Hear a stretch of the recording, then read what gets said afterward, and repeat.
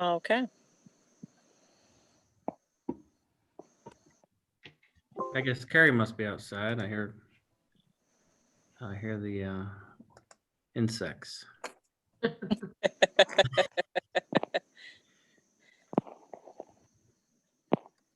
are going live. Oh, there we Okay. go. Let's see.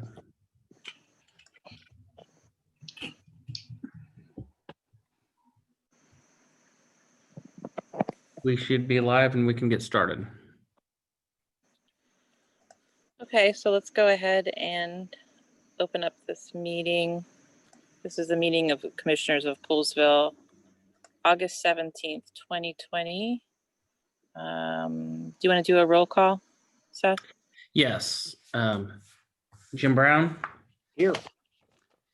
Gary Cook, Here. Valerie Dickerson. Valerie, you there? He's on mute. Let's go to Jerry. Present. Present. Yep. Martin. I'm here. All right, thank you. Thank you. And I will. Martin, you want to do the pledge for us this evening? Sure. Pledge allegiance to the flag. Flag, United States of America. And to the Into the republic republic It stands which it stands, stands one nation, nation, under under God, God, Indivisible, with with liberty. liberty liberty and and justice for justice all. for all. Thank you. So first up tonight, we have 2 public hearings, correct?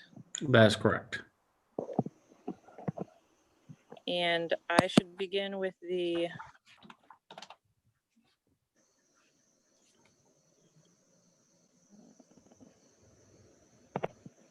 The introductory statement. right. Apologies, I'm trying to do all of this on my phone. I was having a hard time getting it to work on my computer. Okay.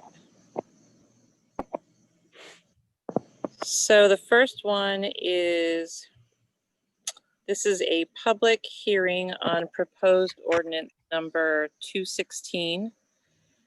The proposed ordinance is titled Supplemental Regulations and General Provisions. This is a zoning text amendment and a town code amendment for swimming pools. The text amendment provides clarification for swimming pool setbacks. The file for this public hearing contains the following exhibits: 1, proposed ordinance number 216, 2, notice of public hearing, 3, copy of the July 24th and July 31st, 2020 issues of the Frederick News Post containing the notice of public hearing, and 4, a copy of the news flash on the town's website.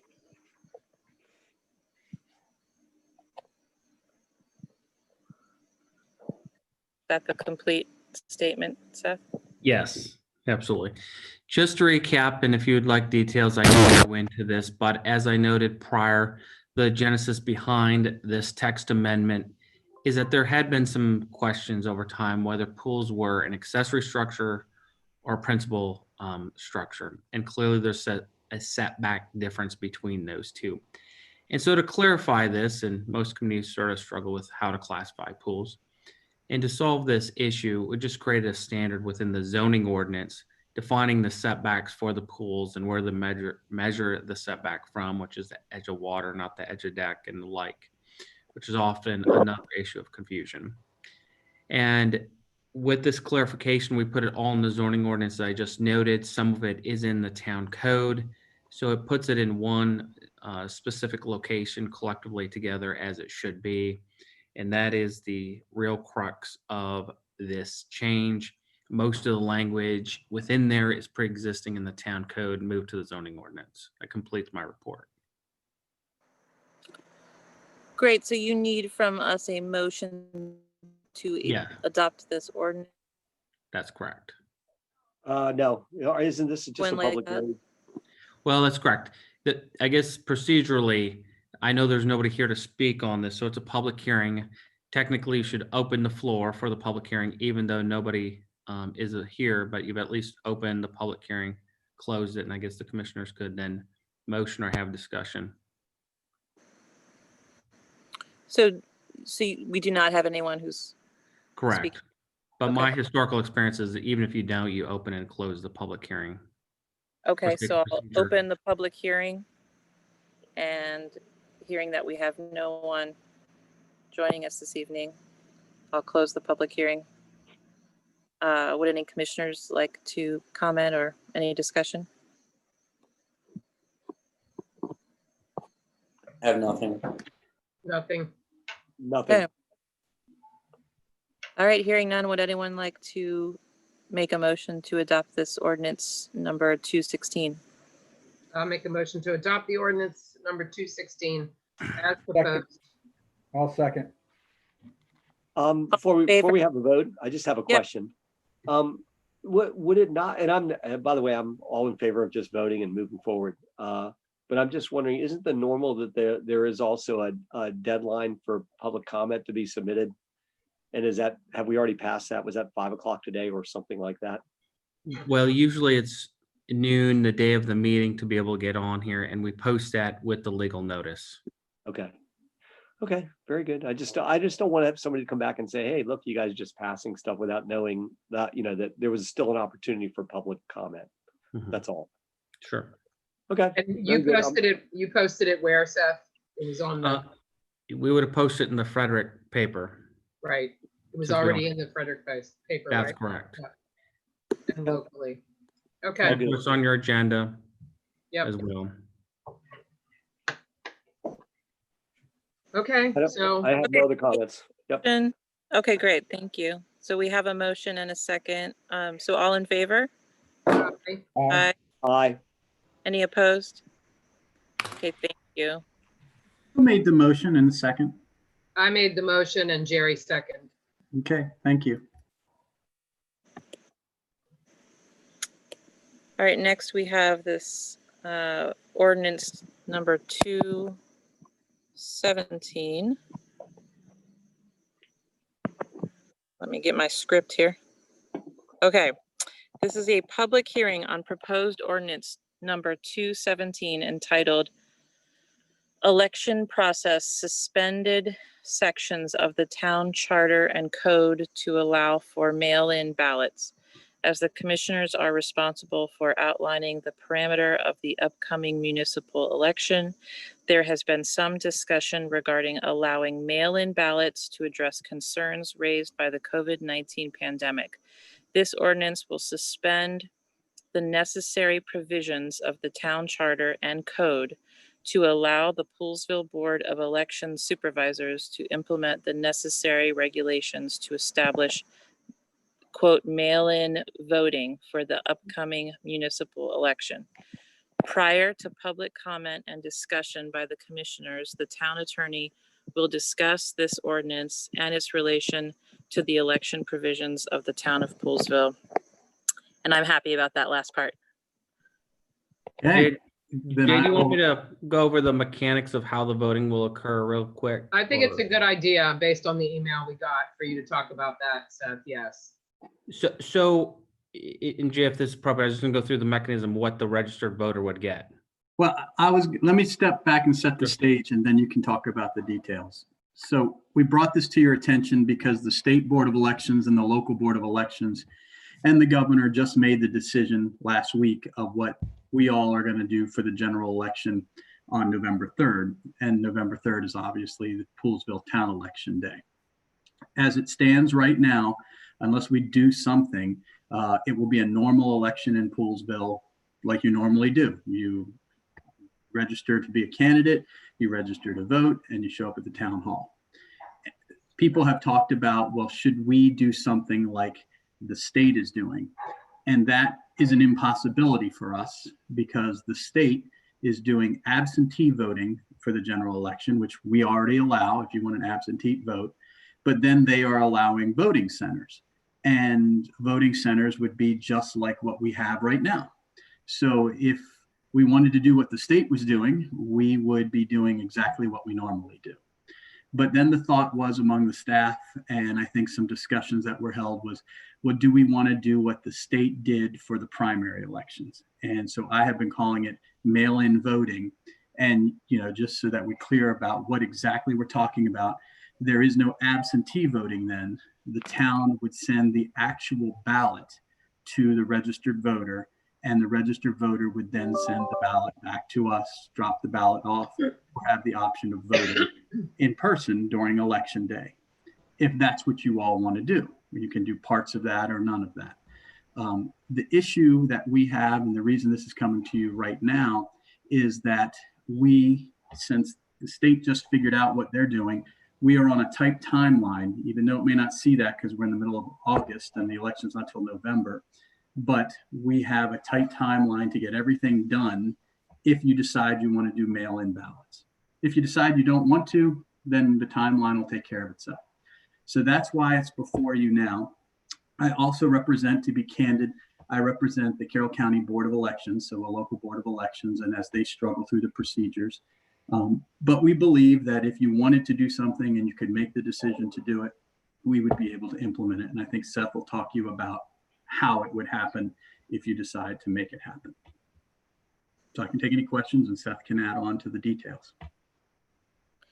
So Jay, it sounds to me like essentially, I'm not sure what the difference is between mail-in and absentee. Sounds like the same thing to me, but It is. essentially every voting absentee, but you Well- can also vote absentee on November 3rd. Well, it's- Actually in by hand, right? It's quite different. So we need to get that. What Okay. you did for the state for the primary was a mail-in ballot. You didn't have to request anything. A ballot came to you. It was the actual ballot that you voted and you sent it back in. So you mailed in your vote and you were given a vote to do that with. Okay. Absentee voting is where the voter requests a ballot be sent to them. So absent the request, the ballot is never sent to the voter. And we Okay. have absentee provisions, but you see the onus is on the voter to do that. So I see. obviously you would probably have a lower mail-in turnout if you started with the absentee request first than you would if the ballots went out and all they had to do was send it back. So that is a major difference. Yeah, big difference. Thank you. So the town preemptively just sends you a ballot Yep. Right. versus the request is the key crux here. Yep. Are there other questions for Jay? But there's a bigger difference because the absentee ballots, normally when you vote in person, are counted directly after the polls close. Now we're saying that we won't know the results of the election or it won't be made final, if I read that correctly, until 7 days later. So, That is correct. all right. The reality is, Plus the primary, when they did the primary elections, those voters who received the ballots were those who voted let me say that again. The people who received their ballots during the primary elections were those who were registered Republican or registered Democrat. They were registered Republican, they got the ballot for the Republican primary. If they were registered Democrat, they got the one for the Democratic primary. This time, we're using the resident's address, Poolsville address, to send them a ballot. And all those people in that household that at that address would also receive a ballot, correct? As long as they're registered with Montgomery County. right, it'll still be to the voter. Mhm. Okay. To go to your first point about the canvas, the counting of the ballots, the way the state did it, and it would have to follow that way for us because it's just practically done that way, is in the past, we said we needed to receive absentee ballots back. Okay, not the request, because you made the request, you got the ballot. Right. And we needed to receive that back by the close of the polls on the Tuesday of Election Day. So if we didn't have it, that's too bad. If you requested an absentee ballot prior to that time, you were taken off the voting list so that if you came in and tried to vote, you couldn't vote in person if you had requested an absentee ballot. And they could track it down, and you eventually could if you didn't turn it back in, but there's a mechanism for that. In this situation, since it's mail in and potentially mail back or drop off back, we couldn't be able to say we received it by the night of election day, because people would be able to vote that day and drop it in the mail. So by the time mail comes, it would be several days later. What the state did in the primary election was they had canvass for several days prior to the election. They just didn't hit the tabulate button. And then several days after the election, and they were able to do that. That's not much different than the state counting absentee ballots, because the state has the following week as an absentee count and then the following week after that. That usually doesn't alter the outcome of an election. But in this situation, if you're encouraging people to vote by mail, you're hoping that most of the people do that. That's going to be a tremendous amount of counting, if you will. And that goes to what the ordinance before you tonight is, because we're talking about the whole parameters here, but there are certain things in your charter and code that if you want to do what we're talking about, we have to suspend. For example, to Councilman Klobakowski's point, it says that the canvass of the ballots happens at the close of the polling location. Well, that wouldn't happen, because we would still have more ballots coming in after that. And we felt, why would we be canvassing every day? We'd wait till the ballots came in, and it's based on postmark at that point in time. But so that kind of addresses the fact that, yes, you probably wouldn't have a result that night. Like before, they would say this many people voted in person and this many people, we got absentees, here's the total vote. Election night would be a non-event, more or less. It would be closing the polls, and then sometime later the announcement would be made. Right. My only two questions are, Jay, would we put some kind of provision in there? Obviously, we're suspending this and we're going to reinstate it, but like, just in case anyone thinks this is some kind of weird conspiracy, that we're suspending something indefinitely, would we put some kind of, like, like after November X that it would expire or whatever? Yeah, I made it specifically for the November 3rd, 2020 election. Okay. And that would be it. The other question, I guess this, Seth, maybe I'm preempting you, maybe you'll cover this in a second, but what would the cost be? Is there going to be mailing costs for the front and back end? Correct. I mean, we have money we've in the done the budget for that. calculations. We think it's gonna be about $4,500. Okay. Maybe it's a little bit more, but what we're not going to use is election machines, because this is gonna be all done by paper. So instead of getting, there's gonna be a little bit of trade-off of cost. Will the mail-in process be a little bit more? Potentially, but I don't think we're gonna be more than maybe $1,000 difference than what we had budgeted. So there's not a significant difference there, because more of it's going to go into postage. Because, maybe this is kind of time to interject the process, which I've outlined here is, we're going to mail something to the residents, and the residents are going to mail something back to us. So we've got the cost of mailing something to the residents, and we have the cost of having something pre-stamped that they will send back to us. So that's essentially, well, and again, that's per registered voter, right? So Right. each registered voter is going to have that associated cost. What we have proposed right now, just so you can see the mechanism a little bit, is that we're going to send, as I noted, an envelope like this, the registered voter's name here, for the town hall address up here, which kind of almost a little bit meaningless, but then it has to say official election mail. That's what we've got. This is what we're going to send out. And within here, this is going to be the envelope that goes to resident. You'll no longer need this. You can discard that. What you'll have is the return envelope here. It's going to have the town hall on it twice, so it's got to get to us somehow. This will be the one that'll have a regular stamp, an old-fashioned stamp. It won't be postmarked electronically. It'll just have a sticky stamp. Within this is your return envelope, so you've got to save it. Within it will be your affidavit that you're assigned that I am who I am, filling this out. You're going to have a ballot envelope, and it's going to say place ballot in this envelope. Do not mark on this. We don't want to know who this is. This retains the secrecy of the ballot. That's so important to our system. And so this will be the ballot. You will vote for your candidate of your choice.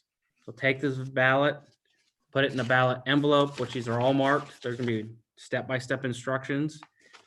Close it up, seal it. Again, no markings.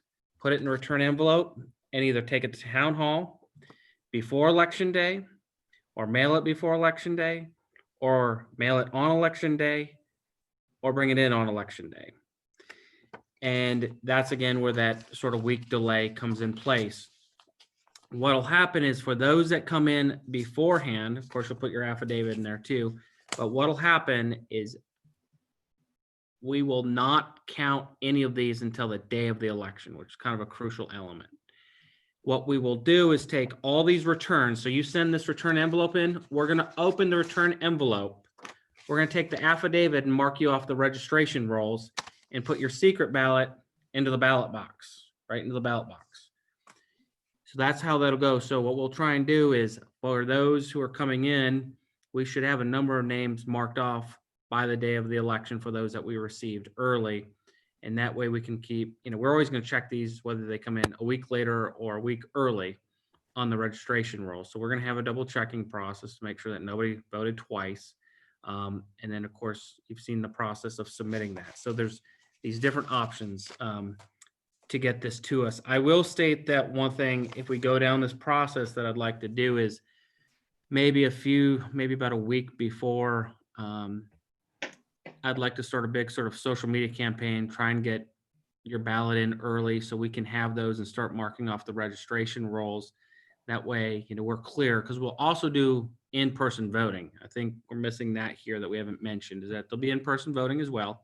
Come here, grab a paper ballot, same one, and come to the front door, and you'll go out the side door, and we'll have town hall open. So that's always an option too. So both options are available to the residents, not one or the other, it's both. Okay, that's good.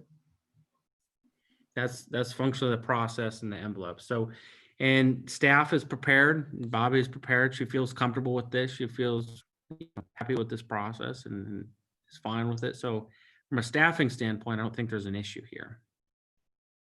Good. I think we should take the clip of you just now giving the instructions and I joked about it, but I actually might do a YouTube video. Yeah, Mhm. it's probably a great idea. Yeah, just to be very clear. Yes. I I'm have gonna a have Jay Golo be our registered voter. That's All right. Hello, right. Mr. Gill. couple questions. One, the Board of Elections reviewed this process. They were consulted with this as well? No, they have not. You mean our local Board of Elections? Yeah. Mean our Poolsville Board of Elections? Poolsville Board They- of Elections. They meet this Thursday, and they're the ones that are going to have to pass the regulations to carry this out. So they have not yet been consulted of whether this is what you're the one who sets the tone. So they have not been consulted about this. Okay, wouldn't they be the ones that would review this and submit it to us saying the Board of Election would like to institute this procedure for the following election? To me, that's the way, it seems like we're going BA instead of AB. Well, the think charter's basic, the charter basically says in that section that the commissioners are responsible for all aspects of the election. And then the Board of I Election understand that. Supervisors carry that out. I So My next question then is what about the candidate registration process? When does that start or when does that end? the charter requires, When will the ballots get mailed out? Maybe I missed it there, but I didn't see when you said the paper ballots would get mailed out. right, we haven't set the date. The charter requires candidate registration to be no less than 30 days prior to the election day, which is what we have done in the past. So that makes it like October 3rd. The Okay. reality is we would try to get the ballots out right then, is what we said we could do, knowing that a candidate files their papers, but their ethics portion of the candidate paperwork has to be reviewed by the Ethics Commission. So the Ethics Commission is meeting next Tuesday, I believe, to discuss the format and the meeting so that they can set a meeting October 3rd, if that's the date, review it, and then the ballots could go out. And we were figuring 4 weeks in advance of election day was plenty of time. Longer than that, and people would lose their ballot or not send it back in. Okay, because October 3rd is a Saturday.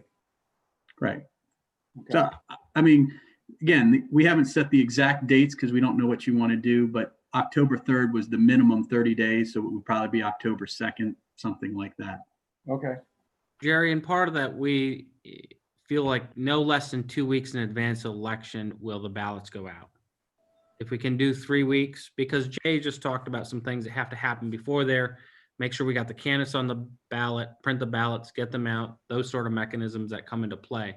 Again, that's that timeline here that Jay's talked about here, is that, you know, without pulling off all the dirty, you know, elements, I mean, mechanically, things have to start happening now for all these dates and times to fall in per the charter. And so, like I said, 2 or 3 weeks before the election, the ballots will go out. So we've thought this out. We just haven't put a lot of meat on the structure, because if it's not something you're interested in, we didn't want to waste a lot of time getting people going down that road. Okay, thank you. So you need direction from us as to whether we're interested, that we think this is an appropriate way forward. Well, you We have an need- ordinance on the agenda, and if you vote for that, that will give us the direction. I think that should give the Board of Elections direction. So I think that's really what we're looking for tonight. Yeah. I don't see how we don't do this kind of a voting thing, so Yeah, Yeah. I mean, I'm in favor of it. it's part of the crazy times that we're in. It's sad. I mean, I know I personally I like voting. I like going to my polling place and voting. But I think this is Yeah, this we is really have to the have the options. yep. This is the best plan, I think. All right, so we just need to make a motion to pass the ordinance 217. Can you, before you do that, can you open the public hearing to see Yeah. whether anybody wants to communicate with us? So let's open the public hearing. Seth, do we have anyone that wants to speak on this? No, not on this topic. Okay, then we'll close the public hearing portion.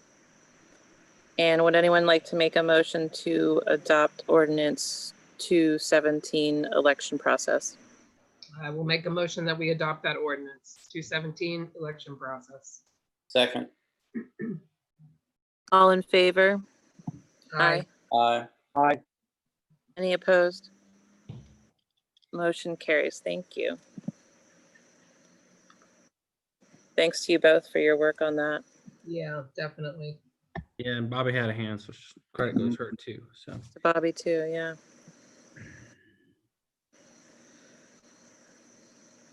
Okay, so now we are on to commissioners committee reports.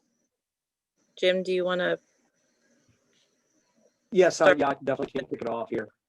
First of all, we have our regular meeting tomorrow night, and at 7 p.m. via Zoom. So basically the big update is this. A few weeks ago, I've always been keeping in touch with Jamie Duffy. He's one of the construction guys from Montgomery County, and he reached out and said that they would likely be doing some sort of a architectural update for the what's going on with the high school, and have some general discussion about timelines. But basically, it was going to be kind of it would be as likely be a Zoom meeting that would be kind of listen and learn. And so they ended up holding that today. They wanted to limit the amount of participants on the Zoom simply because no one was, it was more going to be updating with much more information to come as time goes on. But it was a pretty substantial update, and it was an interesting one as well. I've circulated it all to all of the commissioners via email. You can hit me back up with any questions on it. We'll also have our fair access meeting tomorrow night. I'm going to read to you what it said, what my update said, just for the public. Plenty of meat on the bone here to chew on. So basically, this was a meeting for limited amount of participants and to talk about where the Poolsville High School project was right now. It was they promised, all parties promised to bring in everybody involved, including potentially a special presentation for the commissioners once they had a little bit more to talk about.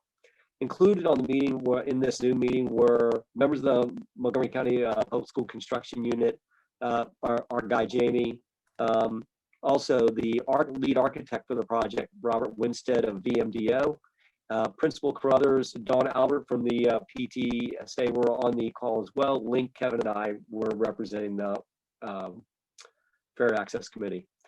And we'll be giving a bigger update to the Fair Access Committee tomorrow night and talking about it. So Robert Winstead of VMDO, he's a lead architect. He gave an executive summary of the feasibility study that's been commissioned by MCPS. This has been ongoing for a while. He's one of the directors of a 75-person architecture firm that does basically education specialty construction in the region. They have, if anybody wants to see their work, St. Paul VI in high school in Virginia is something they just finished up. Looks like a pretty amazing facility. He used a slide presentation, which we weren't allowed to share or get a copy of just yet, to run parallel with his discussion points and outline the process and time frame. We don't want anybody to get fired up because they think this is a near-term proposal. It's not. It was just a feasibility study update. Also note that it was made clear that the Board of Education, which they will be going in front of at the end of August, is not going to decide on a specific project, but rather should be approving the options they're asked to reserve. A little more information on those options in just a minute. We're going to talk about it as well tomorrow night, and I'm saying it's doubtful that we're going to take any big advocacy positions until this next meeting takes place at the end of August between the architects, Montgomery County Public Schools, and the Board of Education. In creating the feasibility study, the architect was asked to propose options by the end of the summer, including creating options, estimates, and a phasing plan for presentation to the DOE. Then also a summary report for the community. Very little discussion so far about stakeholder groups or actual design, other than that, those are coming. All of this was still to come and recognized by all parties in the part of the process. No real timeline yet for the establishment of a stakeholder group. It was emphasized that the actual design phase will take up much of 2021. The design options, they confirmed that the 2009 side swing is the base footprint for new construction. We kind of knew that, but it was nice to hear it out loud.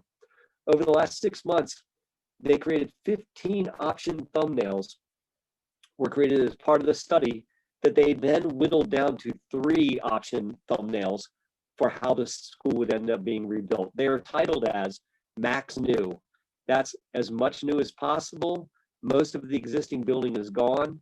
Auditorium would stay and be rebuilt. You guys are going to hear this often. The auditorium is going to stay no matter what, and it's going to be turned into a much higher level facility. The bones of that part of it are good. They had the next part of this was the campus option, and basically the auditorium and existing gyms stay with new structures built around them. This would incorporate outdoor learning on a college-style campus look. New gym and old gym stay as the old gym stays as the aux gym. I'll have more on that option in just a minute. Then finally, the bar and reuse. Auditorium and gym stay. Several parts are reused, including admin space. Several new buildings included, including a new full front envelope for the high school. No matter what, the plan is to have space set aside for potential community use after funding from the county. All 3 options would include significant indoor space that would be easily rentable from the county as well. We talked a little bit about the CUPF and the process of renting, so we're going to obviously have some improvements on that process. Regardless of the 3 options, there are significant new construction additions as the school classroom admin and use footprint will be designed now for 1,500 max students. We're at 1,200 now. Here are 3 of the proposed options, a little more details, and this will be the crux of this report. Max New, vast majority is new construction with science annex as the base. Simple in terms of phasing. That's a big deal, right? Phasing the construction of this school with least amount of impact for the kids. It's simple. Build it all new. Definitely more expensive. It's a full teardown for the most part. Portables will definitely be in the mix while the construction process is taking place. It is the shortest construction time frame, Max New. It will be 3 stories. It will be backing up behind the science wing. It has the best long-term operational costs. So in the Fair Access Committee, we've been talking about how much does it cost to actually operate the school. I know that we don't pay for it out of pocket directly, but our taxes pay for it. And we know that the current school is a disaster in terms of operational costs. So obviously Max New will incorporate every single, the latest and greatest in terms of energy efficiency, et cetera. It'll have an all new what they call Montgomery County Competition Gym. You know, our current gym doesn't meet that standard by any means. The auditorium stays, again, it's reused. They say for the Max New, it's only a 2 3/4 year construction term. Start construction end of 2021. Building is essentially complete by 2023. And then ancillary construction needs and parking completed by 2024. It's the best long-term operational cost. We talked about that, and it includes 430 parking spots. So those are all big deals for Max New, but you know that's going to be max expensive. The next option is the campus option. It takes a little longer to complete, 3.5 years. It keeps and enhances outdoor spaces. So outdoor spaces just came into play, right, guys? You know, with COVID and thinking about how things are going to work. Creating more outdoor space is something that's a little more talked about now. The again, 3 stories built mostly behind the existing science annex. Longer time frame, 3 years. Collegiate atmosphere was one of the highlights of it. 2 separate parking areas, good for traffic flow. They say there will be covered outdoor spaces between the buildings. So while we'll be a collegiate type atmosphere, they say that all the buildings will be joined by covered spaces. All new competition gym. Current gym stays as an aux gym. Looks like they would be separate, which could lead to better community use. So again, going back to potentially having a separate gym for community activities. It has middle long-term operational costs. Not the best, but also not terrible, and will be more modern than anything we've ever seen. 380 parking spots. That's down 50 parking spots for Max New. You can see campus definitely more spread out, bigger parking areas. Finally, the bar and reuse. It's just a 2-story addition to the science wing. From a fascia standpoint, it will look like a new school as you face West Willard. Most existing structures are retained. No competition-sized gym during the construction will be created. A 3-year construction window will take place. Phased occupied use during renovation, not good for us, right? That will be difficult. Kids will be moved around. Portables will absolutely be required. Lowest short-term cost construction-wise, highest long-time operational cost. Both gyms will stay as is. We will not get what they call a competitive gym. They will remodel around the existing main gym. This also has 360 parking spots, so it's the least amount of parking spots, almost 70 parking spots less than Max New. We basically had the usual, a little bit of pushback from Adrian. She's one of the school construction people, absolutely is one of the leaders on the school construction side.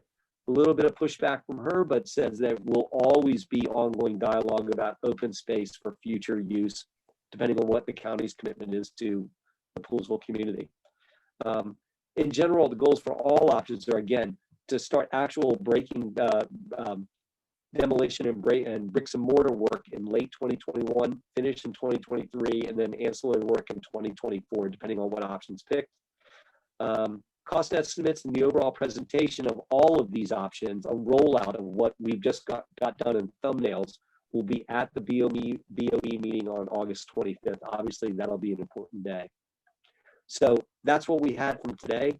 We'll have a more in-depth discussion during our Fair Access Committee meeting, but you guys have gotten the gist of it.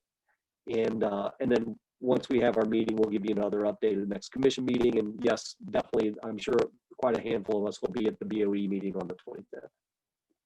Questions? Ooh, that's a lot of information, but that's an amazing update. It's in your email. Enjoy. Yeah.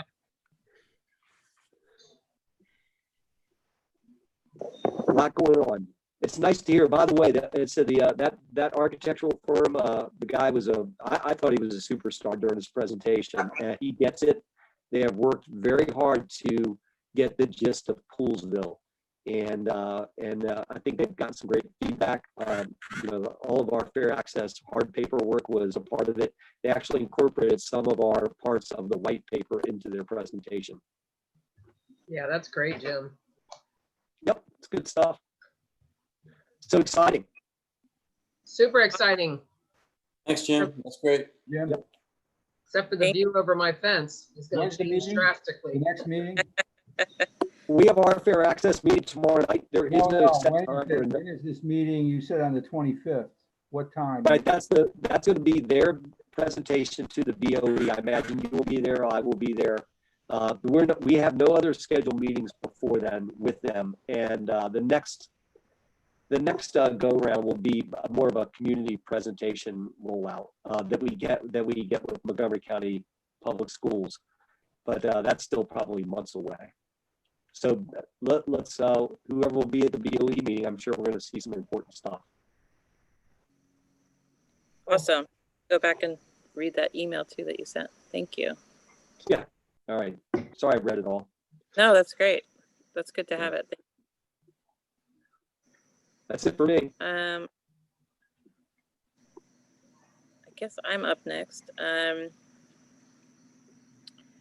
Women's Suffrage Centennial, a letter to the editor of the Post that I drafted on behalf of this Montgomery County Women's Equality Day committee that I'm serving on is going out tomorrow, I believe, and all of the Centennial online events are happening basically starting tomorrow. In terms of our COVID-19 cases in our zip code, we're at 32. That's a cumulative number. And the last Parks Board meeting, we had 2 community members who live on Chiswell came to the meeting reporting high-speed traffic on that street, and there was some discussion of what measures the town could take, which I believe staff is now exploring. The other major issue was a recommendation regarding pavilion use, and I believe that's going to be presented later in our meeting by town manager. So I'll wait for that. That's all I have. And how about Val? Would you like to go next? Sure.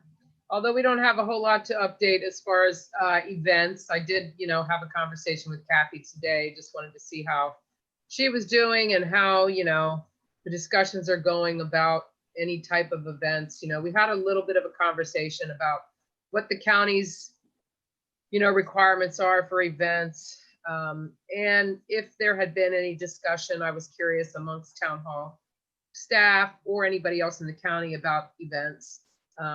And I think, in talking to Kathy and Seth talking, once again, I think the consensus of opinion is to,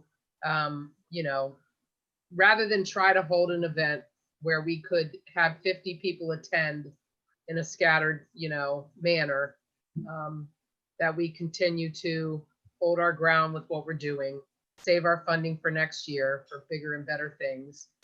As hard as it is and as sad as it is, because we're starting to get into, the time of year when people really love being on the commons as the weather starts to change a little. But I think, that will certainly be in Seth's purview from here on out. But unfortunately, not much to update about events other than they are still canceled.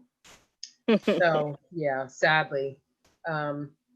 I don't know if you guys received, I just wanted to mention this, a draft of the P3 program, the I-270 495 corridor. I received something today from the Maryland Department of Transportation, State Highway Administration, the managed lane study that they're doing. And if anybody did not get that and would like to see it, let me know, I'll forward it.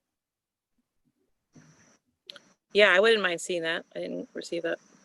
Okay, Thanks. I'll send it to everybody. Thanks.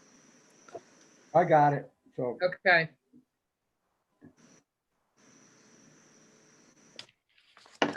Yeah, that's pretty much all I have. We are still, we're still trying to help out some of our local residents and our seniors with, food pickups at the Baptist Church. Savile Foods is still hanging in there with their deliveries.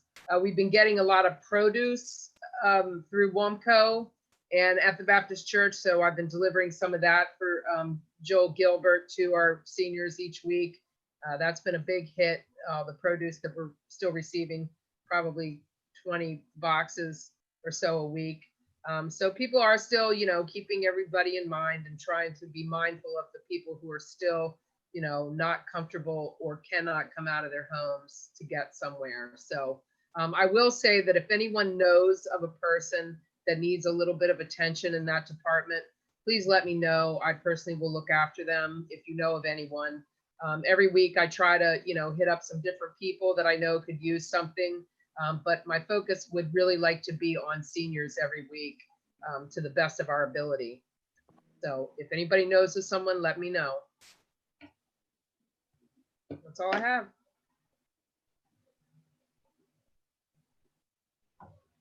Okay, thank you. Yep. Jerry? Did you say me? Yes, please. Okey doke. First of all, we all know that we're all disappointed that the COVID testing at the Baptist Church this past Saturday was canceled. Both Seth and I got emails and calls from, can't think of the gentleman's name, concerning the fact that the reason it was canceled was because the state had issues with the laboratory the county had contracted with to analyze the test. Rockville Laboratory Advantage GenX was ordered by the Maryland Department of Health Office of Healthcare Quality on Friday to immediately stop providing COVID-19 testing because of improper laboratory and COVID-19 testing procedures that were endanger the patient health, safety, and welfare. And the county is searching for an alternative laboratory to continue on with the testing. And once they do, they will let us know and we'll reschedule the testing. And I've emailed Renata Funk at the Baptist Church about what happened. Monica Molina and I, along with Manuel Jacobo Palzan Gasset, who was the cameraman, did a couple of public service announcements concerning to get people to come out and take the census. Right now, the Poolesville census response rate has increased to 84.4%, which is 2 percentage points better than the 2010 census. And we're around 77% for our census tract. I've contacted, this has to do with the fair access in a way, because during the discussions, the meeting that Jim wasn't at, there was talk about how we could possibly add to the students' time, during the school day, and about having possibility of business owners in the Ag Reserve discuss their businesses and what they have to do to run a business in the Ag Reserve, whether it's farming or something else. And then also the Catherine Bellevue, she emailed the churches about establishing safe classrooms and using some of the facilities. So the churches are still discussing it. We haven't heard. Probably Catherine will report in on it tomorrow at the Fair Access meeting. And then I put together packages which were mailed to the county council, county executive, and Board of Education members and Dr. Smith. And it contained the current issue of the Planning Magazine with compliments of Western Montgomery County Fair Access Committee on the front page, and a page, tagged the page with the Fair Access article. And the last thing is, I'm sort of confused about the closure of the Route 28 bridge, because not this past weekend, but the previous weekend, I happened to be up in Dickerson, and I was just wondering, are they really working 24/7 on that bridge on the weekend? And it was a nice day, so I drove all the way down to the bridge, and lo and behold, I found two-way traffic. So I've emailed the SHA 7 point of contact I was given and asked the person, what gives. Now this weekend, I noticed that two things were different this weekend than the previous weekend. One, the sign was on Route 107 indicating whether the bridge was closed or open. had been uncovered to indicate it was closed. And then the larger sign was posted at the Darby store. So the previous weekend, that didn't happen. So there was a little miscommunication there on a part of the State Highway Administration. It was also open last night as well, yesterday. It was?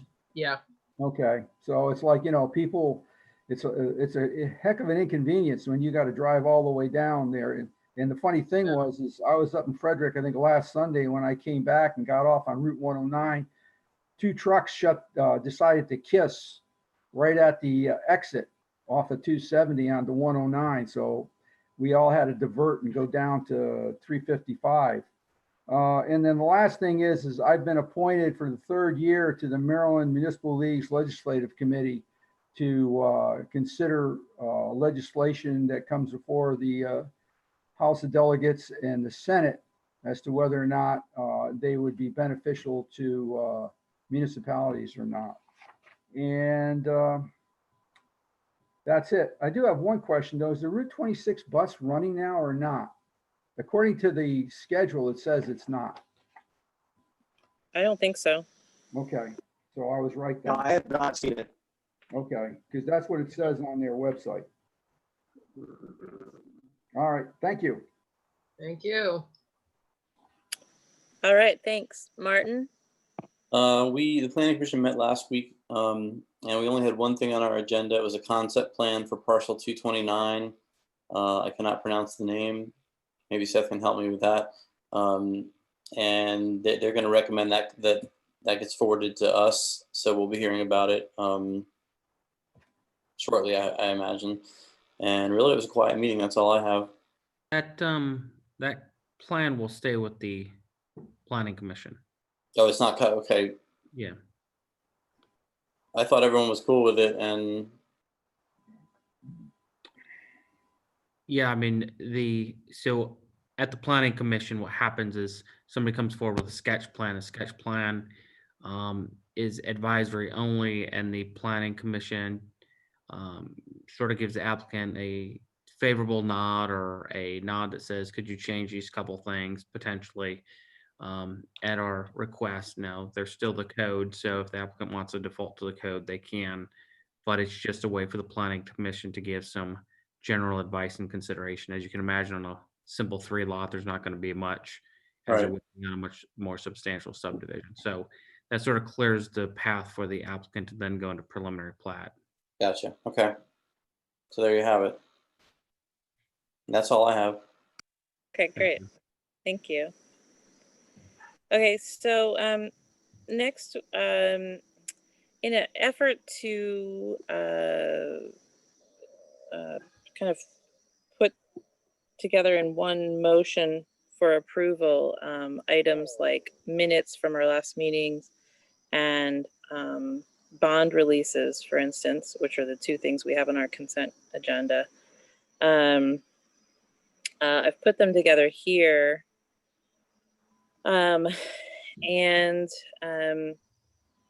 What we can do is, if anyone has any discussion of either of these 2 items, the first one is approval of minutes from August 3rd, 2020, and the second is bond release reserve at Brightwell phases 2.3 and 2.6. If anyone has any discussion of either of the items, we can do that now. If not, we can have a motion to approve both of them per the consent calendar. Was there any discussion of either of these items? Okay, Yeah, I'm not- I think one, they ought to be 2 separate motions, number 1. And number 2, people ought to be told what the bond releases are for. Well, and when you do a consent agenda, you can do them as one group. That's what's permitted under consent agenda. I understand that. Okay. But I think the public should know, okay, we approved the minutes, but the fact that, with the thing, are you going to read off the amount of reductions or what we're reducing and where we're reducing it? I was not anticipating doing so, relatively, because it's it's almost a little bit perfunctory because of the fact that the town engineer has looked at this and assured all the construction was in place as required by the town code and that they had installed said infrastructure, and then it just becomes a reduction off there. But I can give those. The general statement with respect to the bond has to do with the woods of Brightwell Crossing, paving, yada, yada, yada. And at least so that there's a record in the minutes as to what we're releasing. Sure, I can go through that really quick. 2.1 is a reduction, reduction of the, actually one's going to be a release of the bond and about $18,346 is what this is for 2.1. This is regarding the site grading. There are still other bonds regarding this, but that's for the site grading. And then there is a release in the amount of $48,120. And this is for site grading and 2.3 as well. There are other bonds related to other infrastructure, but this is particularly related to the site grading itself. Those are the two requests there. Let's see, the site paving for 2.3 would be a reduction of $25,000 in release on that. That's the request in the 2.3 on that request. 2.6 regarding water and sewer, there'd be a 50% reduction in that bond from $294,715 to $147,357, and then a reduction of the existing drain bond from $131,991 to $39,597.30. Thank you. You're welcome. Thank you. Does anyone have any questions or discussion of either of these? I do not. I'll make a motion that we pass the minutes from the August 3rd, 2020 meeting and the 2 bond reductions as presented. I second. With respect to the minutes, hold on one second. My computer went a little screwy here.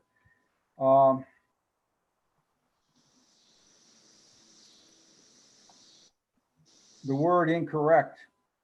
Okay, where I'm talking line 3, the word incorrect, you've got a space between the I and correction, the in and the correct.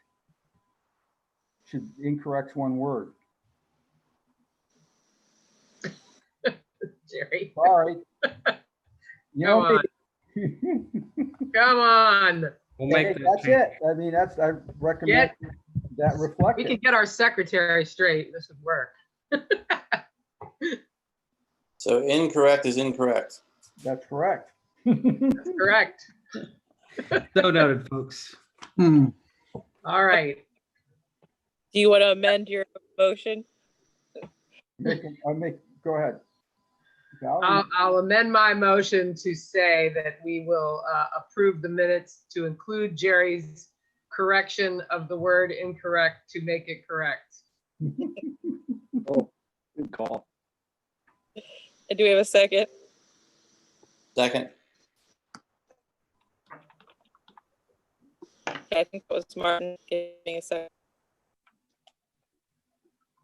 I'm sorry, you broke up. All in favor? Aye. Aye. Aye. I believe that was Val making the motion and Martin seconding. Is that correct? Yep. Okay, thank you. So next on our agenda is public comment. And Seth, do we have anyone joining us this evening? Jeff McIntyre would like to speak with you. So Okay, I'll bring great. him.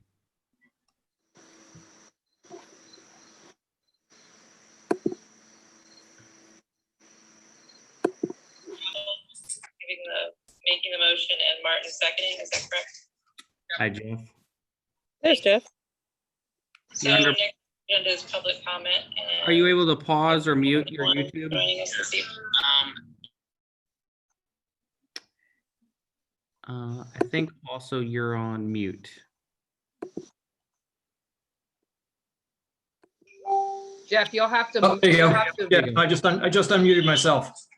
Hey, Yeah, you Jeff, need you're to under pause public your comment. YouTube on your computer though, because we can hear it. Oh, gotcha. There's Jeff. All right, hang on, let me close that. So next agenda is Hang on, I gotta close YouTube. Are you able to pause or mute your Um, YouTube? How's that? Good. Better.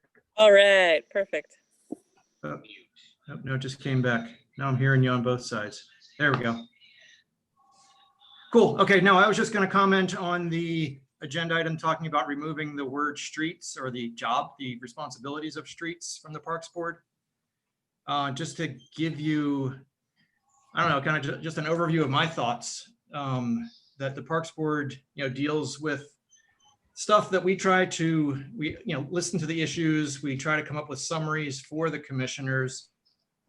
And my thought is, you guys don't really need to be, down in the dirt, down in the details of where speed bumps are, if there's paving issues, what the names of the streets are, where if somebody comes in and says they want a stop sign, or if a bunch of people, there's a parking issues, we've dealt with that in the past, where somebody might have a business in their house and they're parking along the street, that kind of thing. I guess also with the streets comes sidewalk responsibility. People come to us and, we pass requests on to Preston's group, with issues with sidewalks. We've walked the sidewalks. We've found, where there's issues with it. And I'm just thinking, for keeping that with us, it saves you guys some time, saves you guys some discussion. We can pretty much continue to do what we're doing and give you guys recommendations is my thought.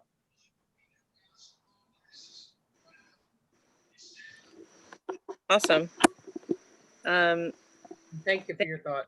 Yeah, thanks, Jeff. Thank Oh, you. and I guess something else that just popped in my head, that with, also that we've dealt with, we've walked this town for streetlights, pointing out where they are and when they needed, moved or different maintenance needed done, that kind of stuff. So if you guys wanted to do the street stuff, you're absolutely more than welcome. Take it off our plate, but I just didn't know if you guys really wanted to get into the, taking the time and dealing with, the smaller stuff. Yeah, I kind of would like to know the background of why we're doing this to begin with. Sorry if I don't. Oh, I didn't either. I just happened to see it. That's why I asked. Yeah. No, When I'm we get saying, Comments, because I mean, When we I get just to the find that it's agenda nice. item. I think, I just find that it's nice that, we've got whatever it is, 6 or 7 people on the board. You've got our, thoughts on it, and then plus the thoughts of, other towns, residents that come to us and give us comments. yeah. So you're Yeah. saying, So Seth, could you give us a little background as to what's happening with this? Sure. Well, I mean, it's an agenda item. I don't know if you want to almost preempt that agenda item or just kind of hold some of that discussion till then. I mean, take this under public comment. We got Jeff's comments. He's got his information here, which he's presented to you. Then we can kind of Okay. discuss in light of the agenda item that may be procedurally how you want to move forward. yeah, I Yeah. think if anyone has anything specific for Jeff, I think, maybe we hold off any Okay, discussion until after Seth can present the agenda item. yeah. I know, I think I speak I for appreciate everybody. I appreciate your comments, Jeff, because I tend to agree with what you're saying, so. And Jeff has been on the Parks Board for a long time, so I appreciate the perspective, Jeff. Yeah, me too. Yeah, Yeah. 15 serve the show, 16, 15. Haven't you 15 had enough about yet? Oh, hey, somewhere around there. One other thought I had, Seth, I don't know if you wanted to make a comment at some point about the trail walk that we did and the discussion that we had about the small section that those 2 boys were proposing to develop over by the middle school. Yes, under my town I mean, manager. not report. now, but Yeah, I was, gotcha. under my Okay, I town just wanna manager make- reports, I I just wanna make presented sure. that to them. Yeah, Gotcha. absolutely. All Did I right. miss that earlier, maybe? Oh, no, this was a prior meeting. It was Oh, a gotcha. prior- Okay, thanks. I just thought I'd mention it. Thank you. Thanks for coming out, Jeff. Thank you, Jeff. All right, thanks. you're gonna hang. Have a good one.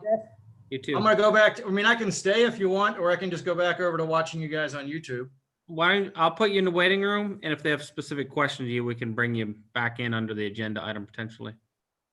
Sound Perfect. good? Oh, hey, look at that. It says Dan too on my name. Thank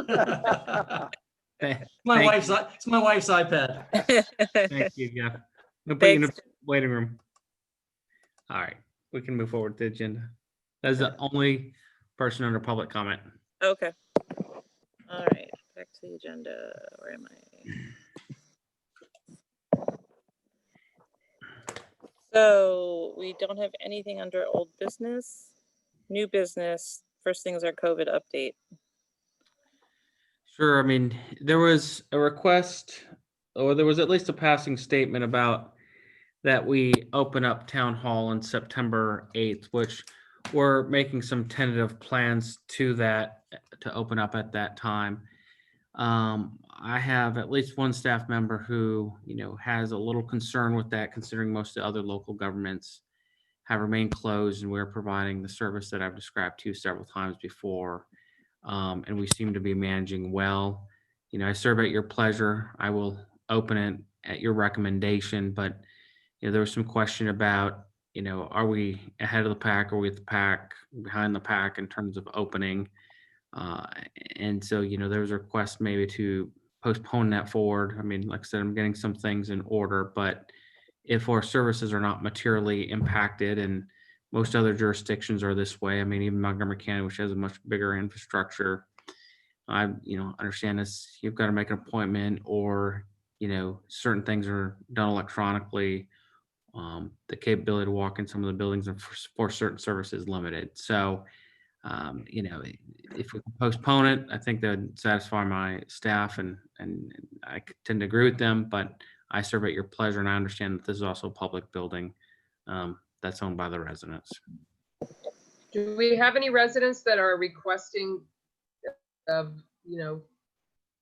be able to enter the town hall? Or I they have feel not that had they need- anybody. No, I haven't had anybody requesting to say, can we come in? Because you can pay your water bill, and drop it off. If you need a permit, we're getting permits out. We hand out plumbing permits. We hand out accessory structure permits to the door. I mean, it's really at the door type of service as well. So it's pretty convenient. And we're able to manage most things either over the phone or right at the front door for those who need to get. The request that you had to open it, what is the concern? Hi. The concern of opening town hall. Yeah, I'm saying the person, well, I don't know who requested that, if it was a board member, if it was a resident, but what is the reasoning behind? Well, to be honest, Valerie, I think sometime in mid-July when I said, maybe we'll look at September 8th as a point of opening it. It was your comment that said, at some point we need to open town hall. And so I took that as a desire for September 8th. As Yeah, well. so I think what I'll correct myself in that saying that at some point we have to be prepared Yes. is what I thought I said. That we Okay. have to be prepared to open town hall so that Yeah. when that day comes, all of our, things are in place to make sure that the staff feels comfortable. Sure. So I think if I misled you, my apologies, because Okay. all I really meant to say was at some point we have to be prepared, and Yes. whatever the provisions that we need to make need to Mhm. be in place so that when that day comes, we are prepared. Yes, and that's what we're definitely doing. We're ordering plexiglass and be able to build sort of a Right. if need be, along the front edge there a little bit for a section of it. So no, then that's fine. Eventually we will have to return back to normal business. I appreciate that and understand that, but we'll do the preparations in case things change and, we can open up. But all right, that provides my staff Yeah. a little bit of comfort. Yeah, my apologies. I No meant problem. that to say that we just need to be prepared because we are going to have to reopen at some point. So when That's we correct. do, let's be ready. Okay. Thank you. And Seth, for what it's worth, I think I would defer to your suggestion on this. I mean, it sounds like the rest of the county is still pretty shut down, and the important thing is that business is getting done efficiently, and I haven't heard of anybody being unhappy. So I think if I was you, I probably wouldn't rush to do it, but I would defer to your judgment on this, I think. Absolutely. All right, thank you all. Yeah, I'd also like to go with whatever Seth's recommendation is, especially if services are happening for our residents, why rush? Okay. All right, thank you. That's all I have under COVID. Okay.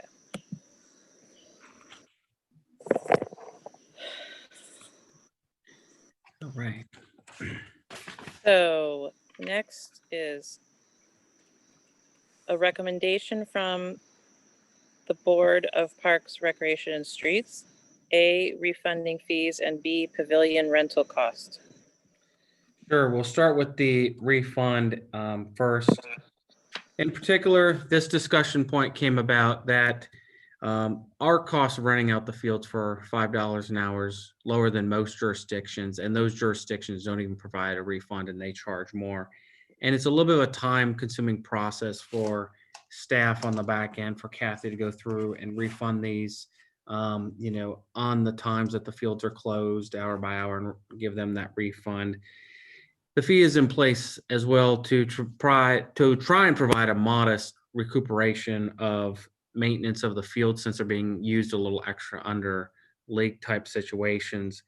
And there are 5 baseball fields, 7 soccer fields, and 4 pavilions that get rented out. So when you start trying to figure out the refund process on those, now the pavilions themselves are not charged, but when you add up all the baseball fields and soccer fields and you go through the season, that's where it becomes a little bit laborious for this reduction. And I'd heard about it from my staff a couple different times. The Board of Parks and Rec, this is their recommendation to you, is to not do refunds anymore unless the town itself officially closes the parks, and will provide that refund under that circumstance. But I've provided you a staff report that has more details, but is essentially the key highlights and points of this recommendation from the Board of Parks and Rec for you. And so if you're inclined to take this, you can consider this, and then you'll need a motion second to no longer provide the refund under the for the rental of fields in the event of some sort of weather or other circumstances that occur. So are you saying, first of all, how much money are we talking about? Some of these organizations, I assume they pay money for the entire season as opposed to individual games? Yeah, they pay at least most of it up front. That's correct. They don't go game by game. And I think this was part of keeps this messy, is trying to keep track of when people get a refund. Well, since we've closed the parks this year, I assume everybody would be getting a refund. Well, let me state that point there, because that wasn't on my staff report that I went over. So, and I didn't glaze over. One part, as I said, if the town officially closes the parks, we will provide a refund. So in the event that we close the parks, we will provide a refund. I put a big caveat in here that acknowledges that under COVID, most every place that historically even hasn't provided a refund is providing a refund. And of course, I've provided a refund to those who have paid up front, because this is so out of left field that how could they ever predict? So they should get a refund, definitely under those circumstances. But, if the baseball team rents it out, weather's poor or they don't have enough members to play. So this is for Want a next year. refund. What's that? This is from after COVID. That's correct. This is after COVID. Yeah. Okay. This discussion was brought up to me well before COVID. Okay. Yeah. All right. It's come up before. This isn't a new discussion. But I think that, it's a good point, Seth. I like the rule that you're going to put in place Thank you. for a lot of reasons. Thank you.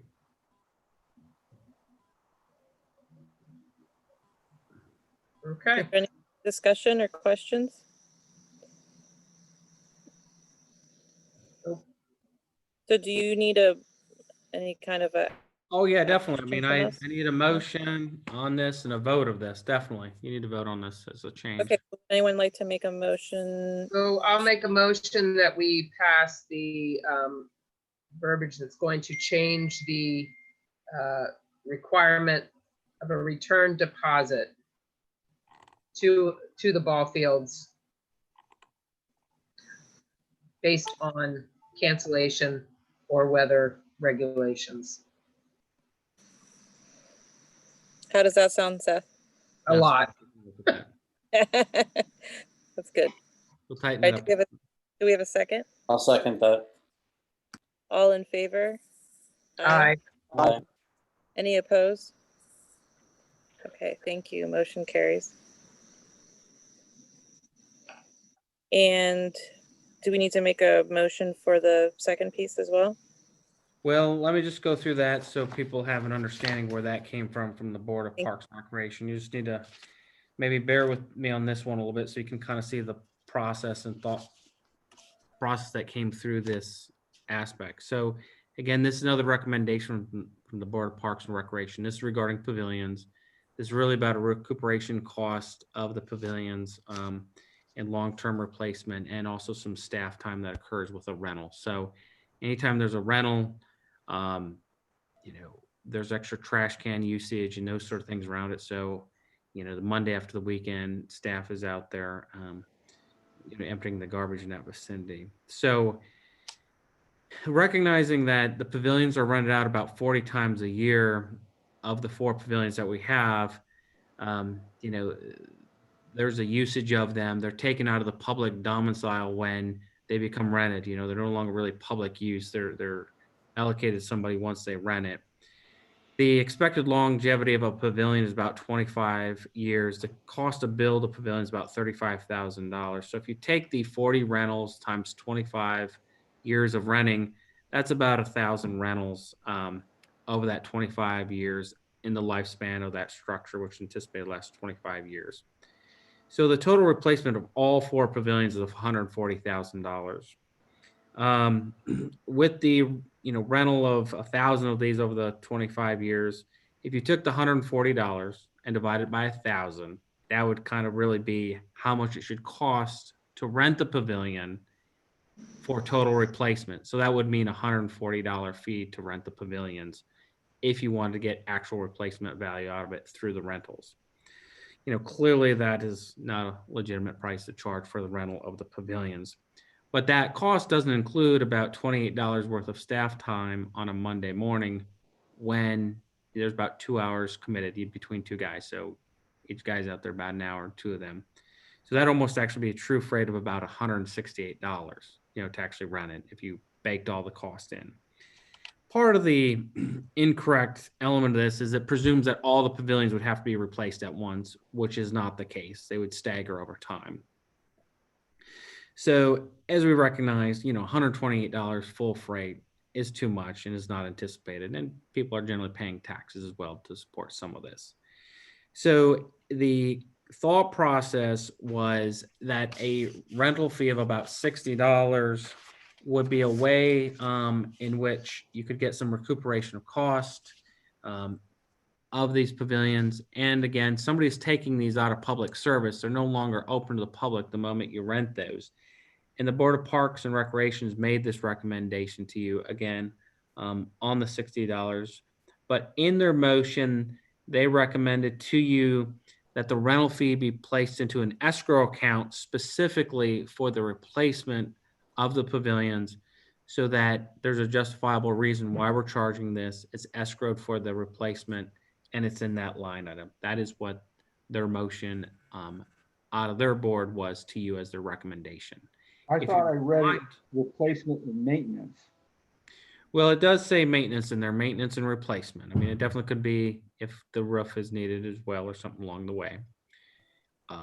So if you're inclined to accept their recommendation, your motion would be to establish a fee of $60, escrowed into a line item, and that'd be for the maintenance and replacement of the pavilions.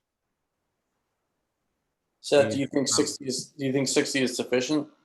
I mean, I know It's technically it's not. appropriate, and I think it's appropriate place. I mean, our goal isn't here to, gouge our citizens and make them pay Right. for freight. It's just sort of contribution for the fact that you're now using it. There's an extra little bit to this, and over time people attach things to them and their balloons and this and that. So I mean, there's an element of replacement that we have to have for these.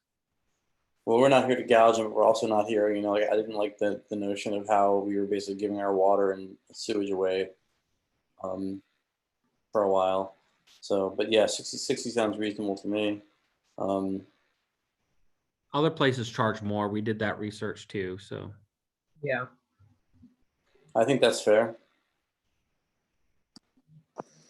Is this reported upon in the Monocacy Monocle that we were thinking about this? I What was don't, that? It got out more than just us? Because I'd like to see maybe the Monocacy Monocle write an article about what we're proposing, and then and see if there's any comments then, and then vote on it. so you want the news article to be the public notice functionally in some fashion? Well, I don't recall seeing a public notice. Of course, I didn't.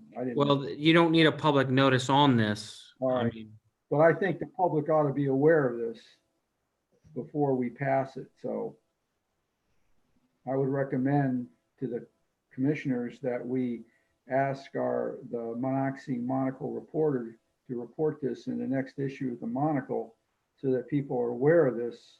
And it's just not somebody walks in and says, oh, you got to pay $60. And they're going to say, what? All right.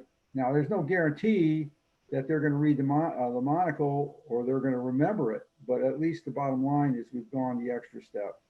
Well, I think that if we made a decision as a board and then we put something out, I think, that's probably the more proper way, unless there's going to be some discussion about having public comment on this. Yeah, and I think we have already made our residents aware of it by putting it on our agenda of the Parks Board meeting. And Not everybody goes on the website and looks at all our agendas. Well, I mean, the question is this the type of thing that we want public comment on? That's the question. well, and I have no problem getting public comment on it. It's not like we can't pass this tonight, and then if there's a huge uproar, it's not like we can't change it. So I would have no problem voting on it tonight, but I also am not totally opposed to putting it in the Monocle either. But I don't see why, it seems like we could just skip that step. People read about it in the Monocle, and if there's a huge uproar, we can revisit it, but those are my thoughts. That's B before A. Yeah. That's What are your thoughts, Jack, Gullo? so. I mean, it's a minor thing, but it's I mean, I will say this from at least one element of this is that, Jerry says, and I appreciate this is well, all of a sudden it's $60, but somebody has to pay for this. And there's going to be people who could argue that I never use the parks. I never use the pavilions. Why am I even paying to even have them maintained and replaced? So, there is that element. I mean, some people will say that, I don't use parks. Why should I have to pay for them? Right. I mean, people who don't have children say that about schools. Right. And so, that's kind of that philosophical argument here about the valuation. I mean, somebody's got to pay this, right? The replacement. And some people are going to make use of these pavilions. There's a theoretical argument that those people should have some cost in the replacement of it for usage. And then there's some people say, we don't need pavilions because I don't use them. I'm just saying there's two sides of the scale. I don't deny that they have to be replaced. I'm just saying the process should be, I think, it'd be put in a Monocle. And then if there's any public comment, just to make sure it's got Sure. the distribution, because like I said, not everybody looks at the website and follows everything that goes on in the Parks Board or the commissioner meetings judiciously. So that, this doesn't stop anything. And I agree, there should be a fee. Okay, but at the same token, I just feel it's a little bit more transparent this way. Certainly. Plus, you guys, I hate to say this, but it's a bit of a slippery slope. Remember, to anyone that would argue, why should I pay for this? Well, the people do pay, and I look at tax records. People pay thousands of dollars to live in Poolsville. Thousands. Jim, The regular fees and everywhere else. Jim, What's that? not to interrupt you, but your microphone it just keeps on cutting out back and forth. It's Yeah, terrible. I'm going to have to leave the meeting and come back on, but I'll do that in a minute. It's a slippery slope to have this, to talk about fees for things that people do pay town taxes for. You can point to the different things that are provided taxes, trash. also too with dealing with common use areas and our events and everything that we spend money on. But to get into bricks and mortar replacement through fees, what's next? What happens? What do we do now? Do we charge to use to have people to our events? I mean, that's something that that I would say falls into the same mentality of, well, I don't use it, so why should I pay for it? Well, why should other townspeople pay for our events that we have if they never go to them? So I'm just a little concerned about a bricks and mortar building that is going to be, the construction cost is prorated over, probably can be prorated over a 50-year time period. Makes me wonder. I guess I'm okay with the fee, but I just worry about the slippery slope on this. All right, you're gonna have to do something back at your microphone. I understand. I'm going It's by now. horrible. No, it's horrible. Okay, see you guys. Catch you in a little bit. I hear Jim's point, but and it doesn't have to be a slippery slope if we don't let it be a slippery slope. I think $60 is like a sort of meeting halfway. It's not covering the full cost. Whatever it was, $128. It's something. It seems very reasonable. I have no problem with it, but that's just me. Carrie, you might be able to bring up the discussion points that the Parks Board had about this, because they spent a little time on it too. Yeah, sorry, I just had to change rooms. Yeah, I definitely have to thank the Parks Board. They really put a lot of thought into this discussion about this issue. I think one of the main things that Seth alluded to is the fact that comparatively speaking, this is definitely a lower fee than local governments around us are charging. And this does keep coming up. I believe this has come up a few times. I believe is what the Parks Board has mentioned. In terms of the transparency issue, I guess I just I really do feel like we did make people aware of it by putting it on the Parks Board agenda. I mean, that's why we do that, and that's why we put it out to the public, and then put it on this agenda. So I guess I don't necessarily agree with the idea of putting it in the monocle or elsewhere. I don't know. I mean, we have to figure out a way to pay for all of these services that we are, they're continuing to mount.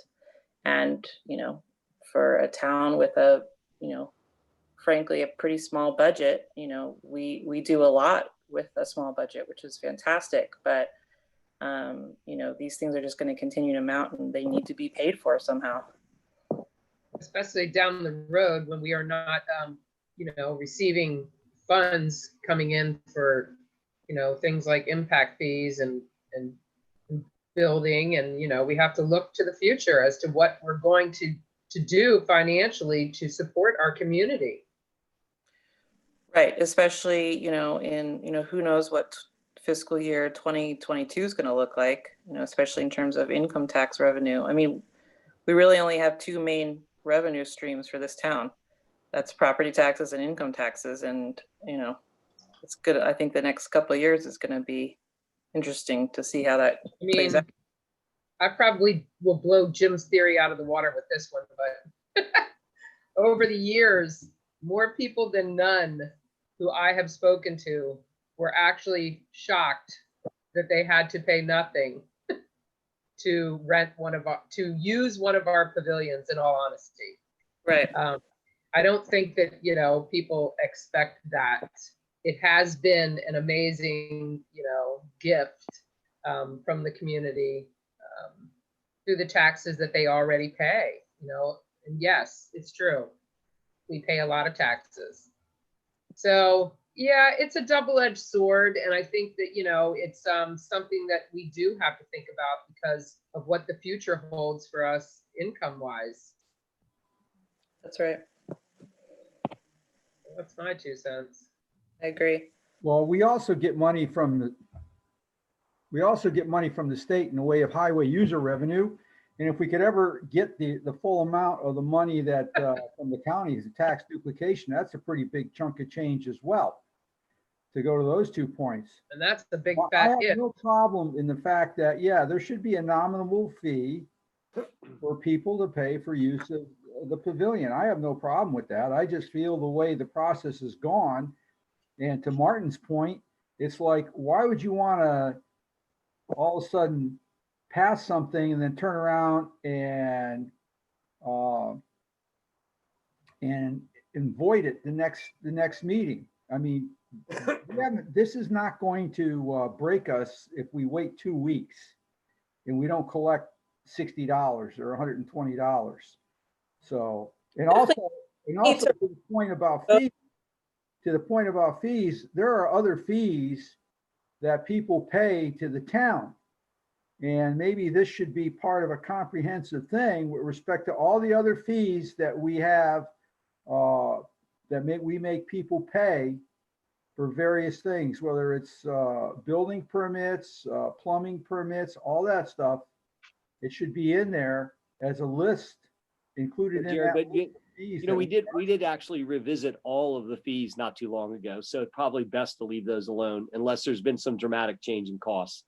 All of the fees, permitting, special exception, et cetera, they all got revised and they were, I would call it quote unquote improved for the process. So I'm just saying. I just think decide, you know, you guys can decide if you feel like a fee's needed to replace or, you know, towards future replacement. I just feel like one of the best things about Poolsville is that we don't nickel and dime our residents for all of our amenities. And we do a lot of community building and we do it on purpose. And our tax rate is not the lowest tax rate in the world either. No. People are paying, whatever is it, 17, 18 cents, whatever it is now, per every $1,000 of assessed value just for their housing, their property taxes. It can be thousands of dollars a year for people to pay. So. And the thing is to go to Valerie's. So we could always raise our tax rate. But to go to Valerie's point about we're not going to get revenue, the other thing we can do, we have to look internally as to how we can save money, like converting our streetlights to LEDs. That would save a lot of money, but that is going to take more than a few bucks. And I know Seth's been working on it. I was working on it and Seth's working on it. And it has to do with a rate change. But the bottom line is I just think the process is, we can wait 2 weeks. It's not going to hurt anything.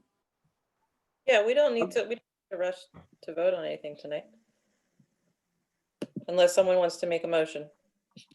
Okay, so let me understand this. So we're gonna wait 2 weeks. So what we're talking about here, Jerry, is putting something in the monocle or letting, you know, whoever's covering this meeting do the write-up and talk about the fact that we are going to be voting on, you know, inducting a fee for the use of our parks.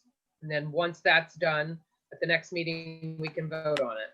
Yeah, it's simply written, you know, that there's a lengthy discussion on concerning whether or not the town of Poolsville should ask citizens to pay for the use of the pavilions, and a nominal fee of $60 was felt was in order. And they're going to be voting on it at the next session. Okay. That's fine with me.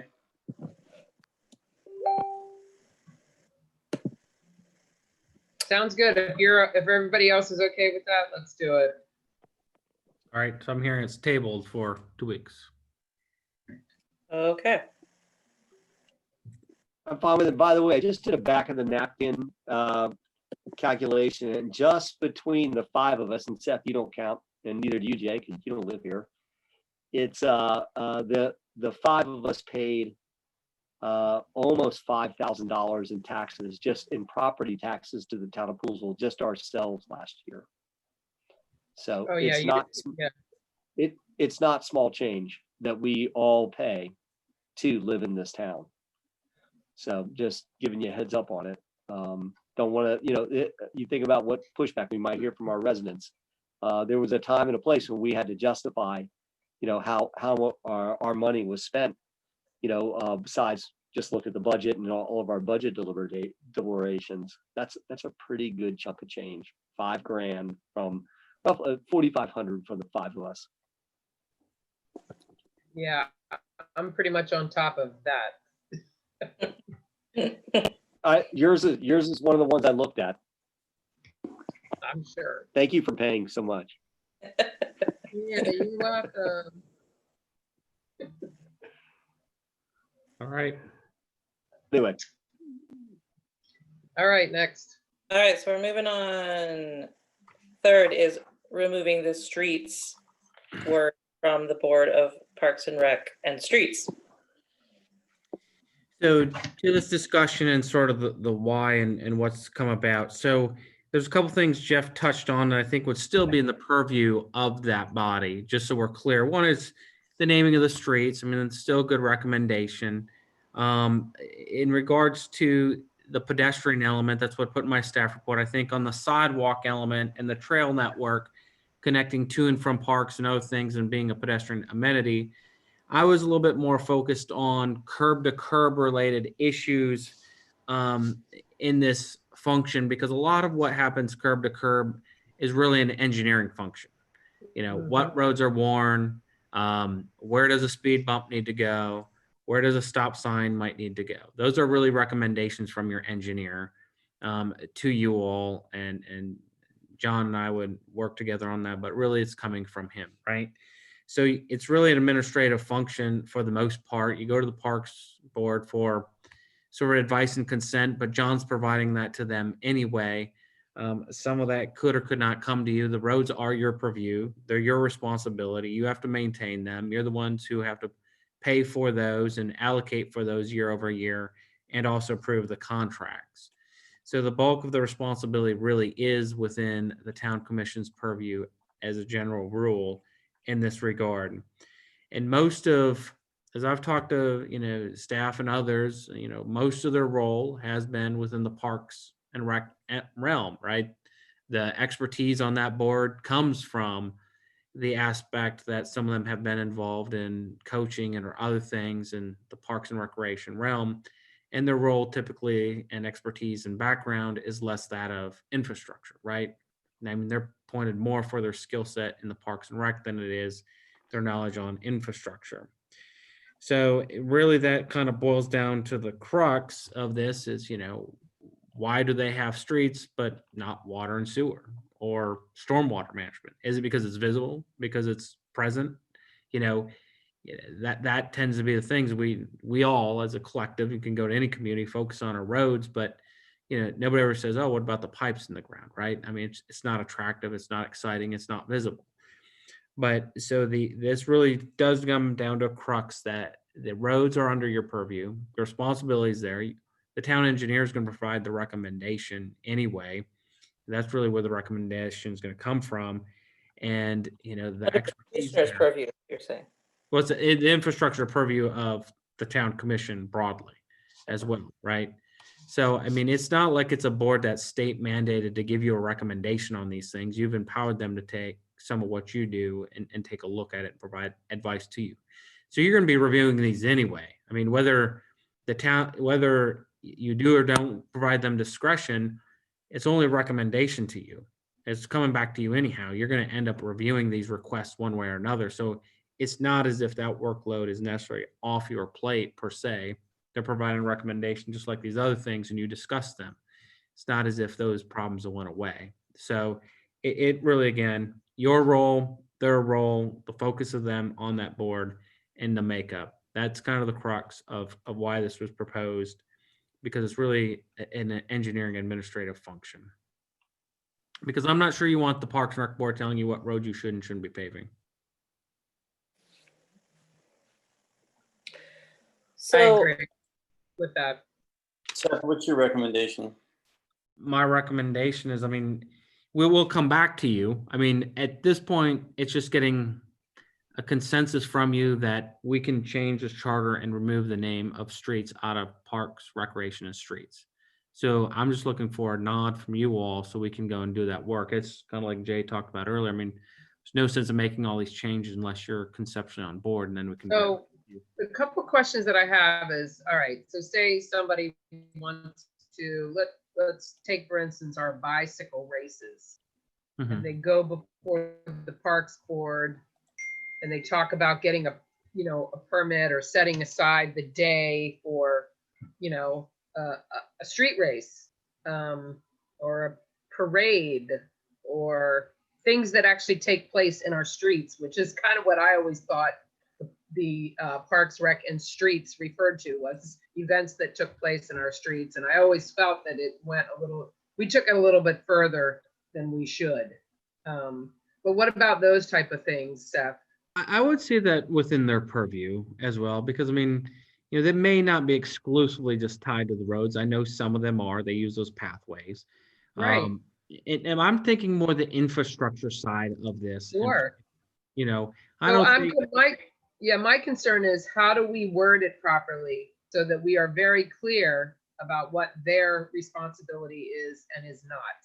well, I could bring that back. You know, again, one of the key things here is I'm thinking curb to curb, you know, because that still leaves the sidewalks and them to do assessments Yeah. or make recommendations on you, because that fits into a larger pedestrian network connectivity. So I can appreciate that element.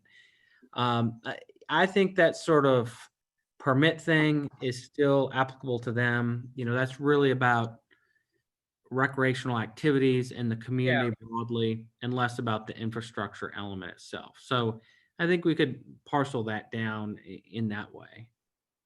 But Yeah, like I to agree. Val's question, which I think is kind of an interesting one. So in that case, like she's talking about a race, a bike race, for instance. What would be the procedure? Would they just call town hall and get a permit? I mean, Well, you do have to get a permit, and there's a certain amount of notification and time, and it's supposed to go in the paper as well that, you know, these roads are going to be closed and these sort of things are going to happen.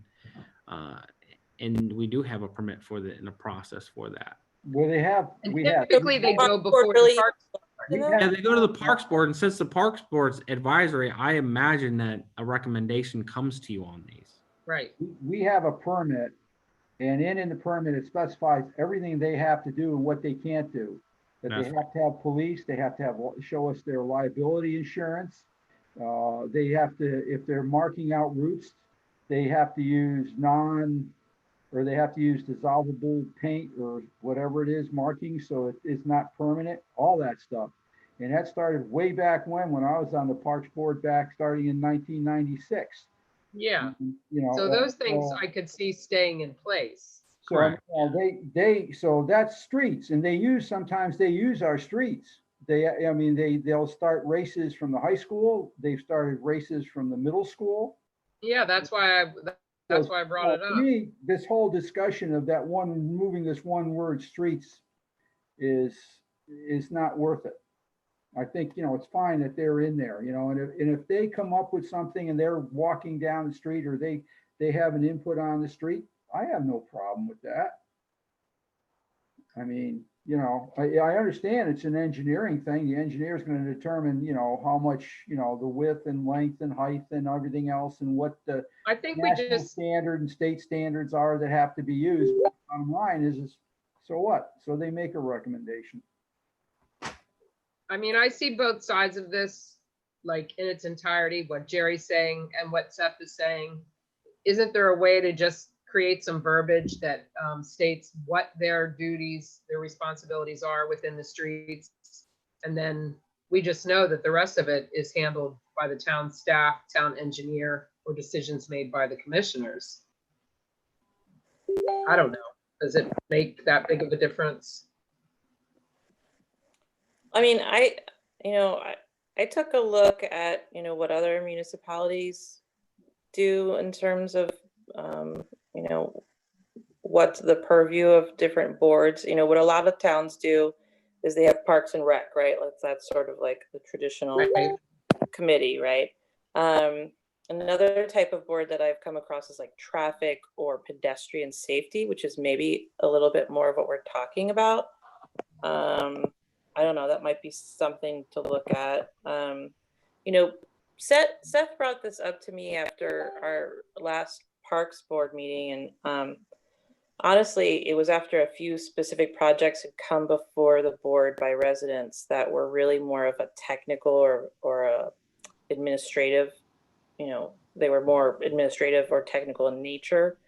And, you know, he posed the question to me, which is, you know, does the Parks Board usually oversee things like paving projects?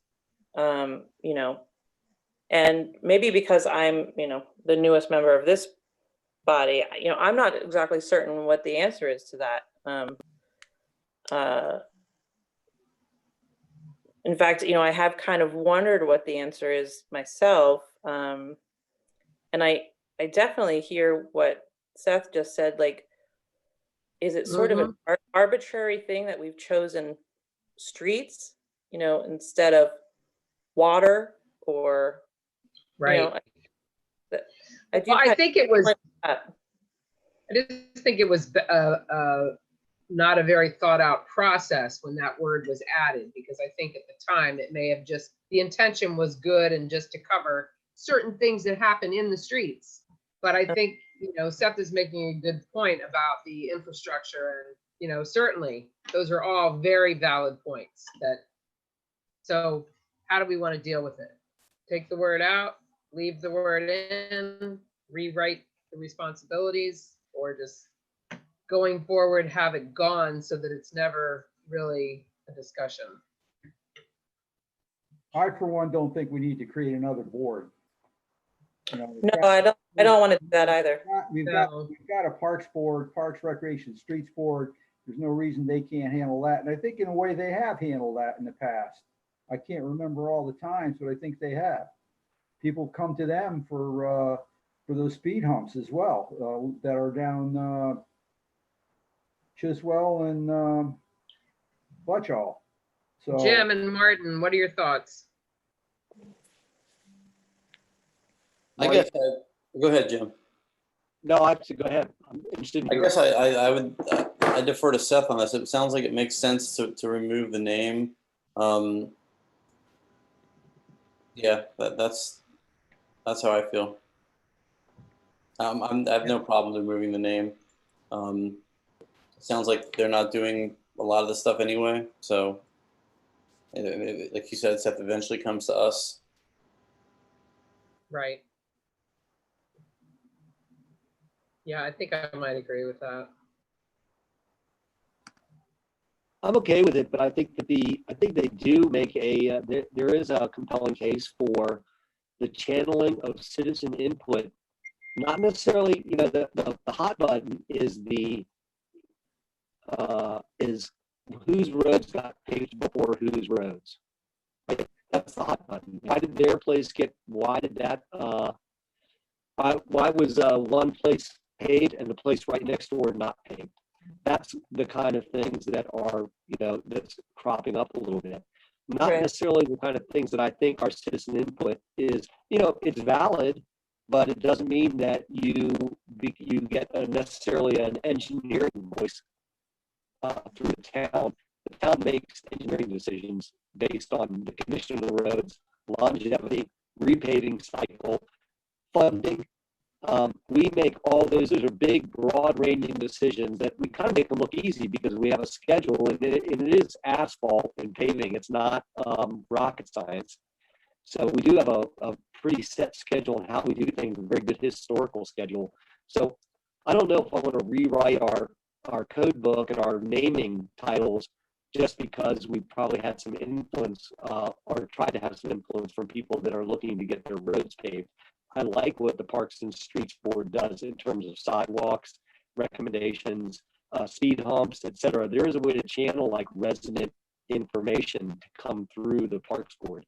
I just don't want them doing engineering functions. Engineering functions are what kind of shape of the road's in, why are they in our paving cycle the way they are, We do engineering things. We've done course studies. We've done, received reports why roads are sliding prematurely. Those are all good, engineering things. I don't necessarily want to see our Parks and Streets boards weighing in on those, but at the same time, doesn't warrant removing the name streets from their name for whatever reason. I'm not sure.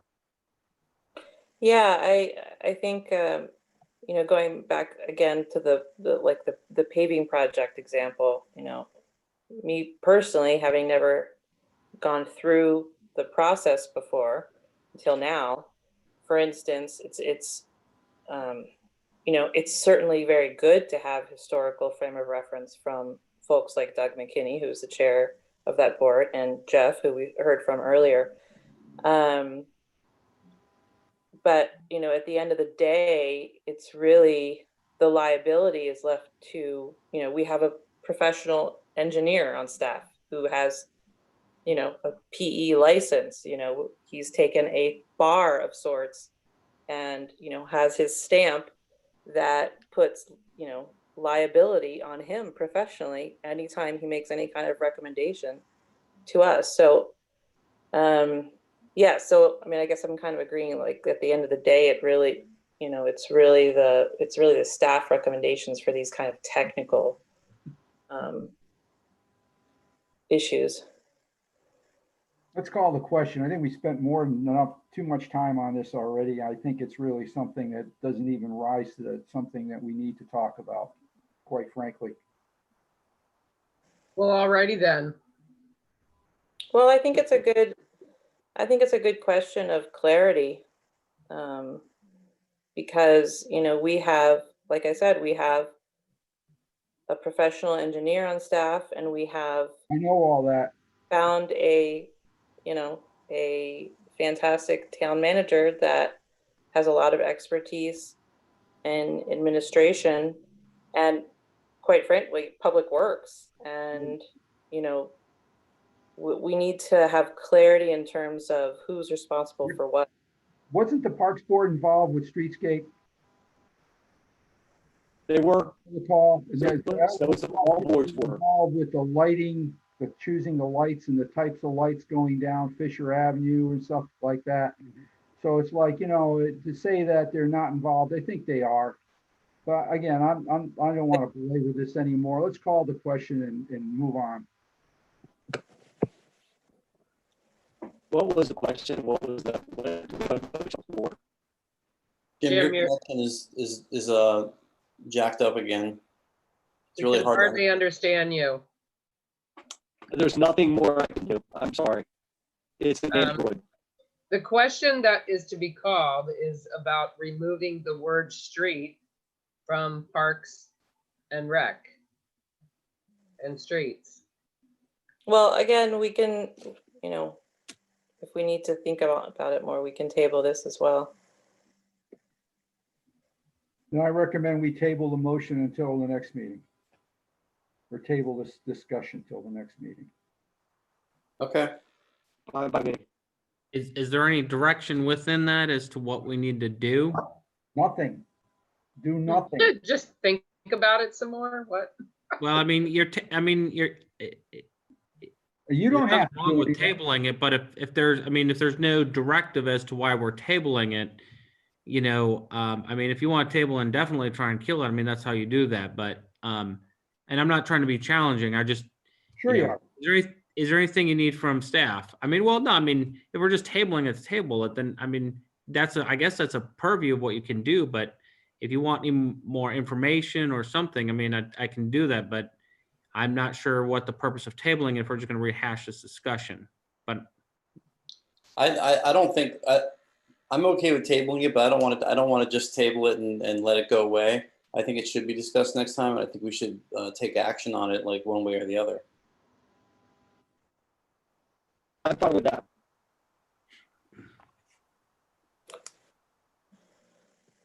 Okay. is that a motion?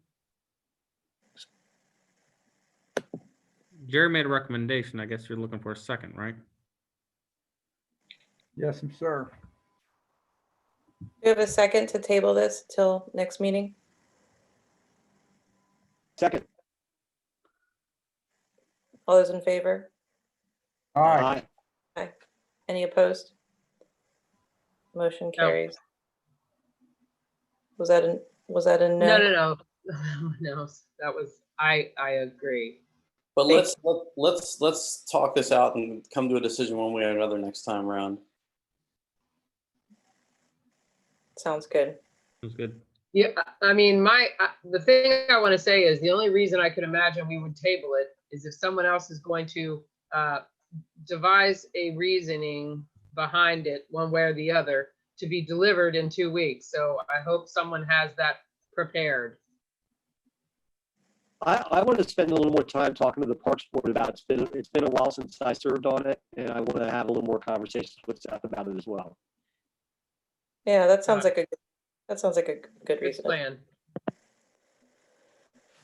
Okay, as long as there's a plan, I'm good with that. All right, what's next? Flow meter data. May bring in Mr. Strong.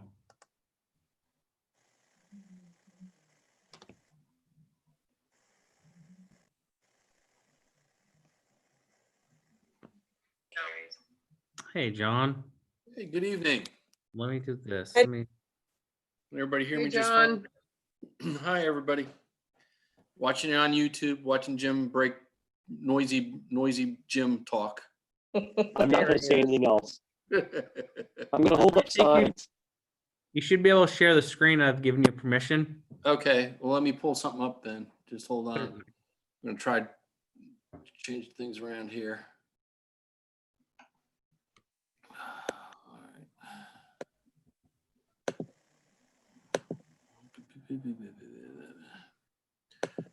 Well, let me start off. I've got you over here, Seth. I think it's this. I think that's it. I think. Make sure I'm on the right one. Yep. Okay. So everybody asked me to come in. Seth asked me to come in and talk about the Smart Cover system, which is our flow monitoring system that we have set up and has been running for the last year. And we've gotten results back, some interesting results and some other information that we weren't anticipating. Just to go over how the smart system works, this is one of their pictures. As you can see, and I'm going to move my mouse around so you can see what I'm talking about. In this area here, this is a John, we're not manhole. seeing anything. I can't see it yet. You're not seeing it? No, Did you share a screen? Make sure. Hang on. Come on. If you need to send it to me, I can put it on mine. Should be coming up. Huh. Share screen. See that now? Just you. No, Oh dear. How about that? See that? yeah, Yes. there we go. Okay. All right. Let me move you around here so you're not on my screen. All right. So the system that we have in town is the Smart Cover system, which is a system that has a transducer that sends a signal down to whatever is below it, and it reflects back. And we mount these on the manholes. And in this area, if you can see that, is where the antenna is. And we have them stationed at several places. We have 6 of them, and we've mounted them around town. And this is what it looks like underneath. There's the transducer down here. The system is right here. And this information is then routed and sent to California. And that information is then sent back to us in a graphical presentation.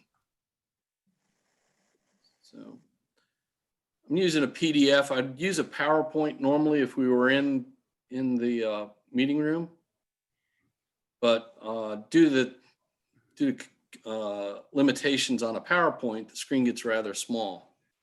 So we have several different systems out there right now taking information. This orange one is at the Dollar General, and that is manhole number 29. We did have one set up between, the path that runs between Tama 1 and Tama 2. We did have one down by the creek here to see if we got any information out of that.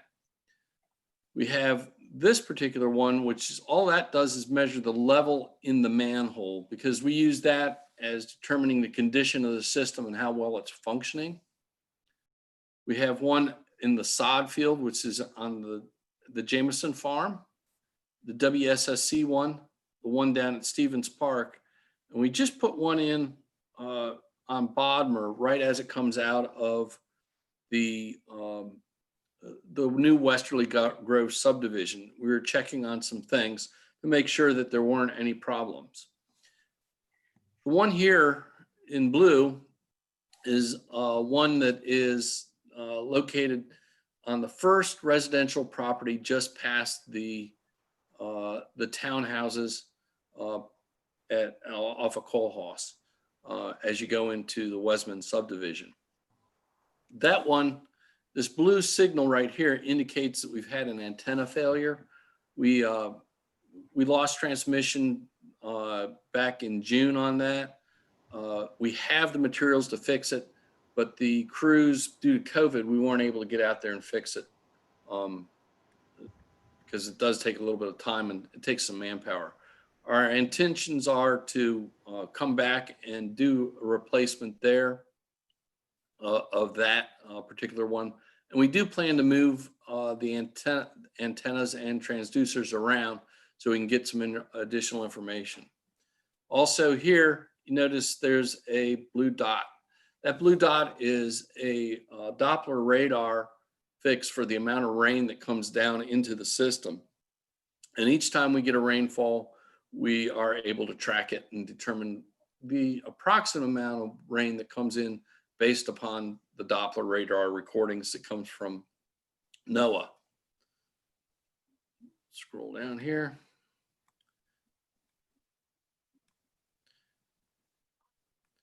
So what you're looking at is a typical setup page that we have that we can adjust. And this is basically the information that we're able to put in.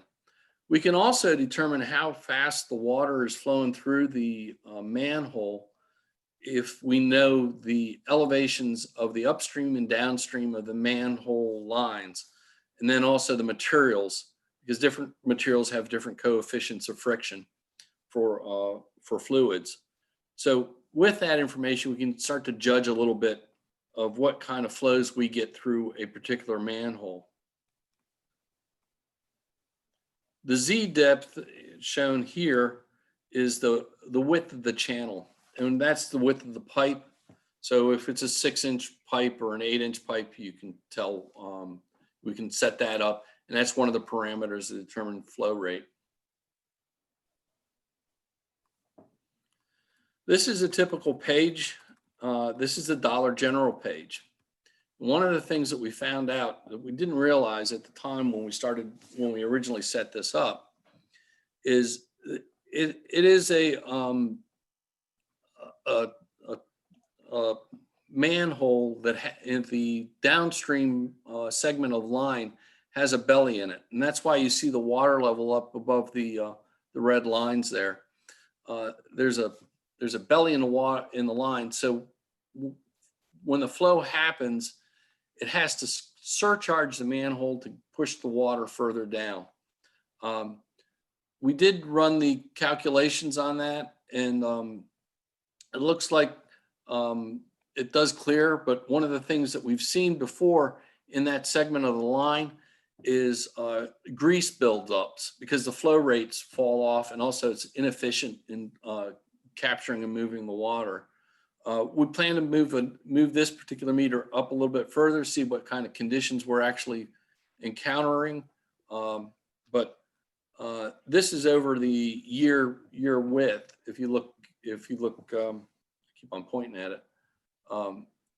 From this point to this point, we can set these parameters. There's also other additional parameters we can run.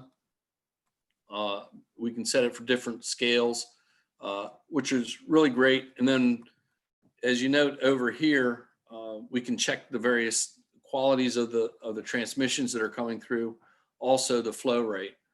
Temperature does play a part if we had an issue, but typically Maryland doesn't have that flow rate. We can change different types of graphs. There's a lot of different data that we can gather off of that.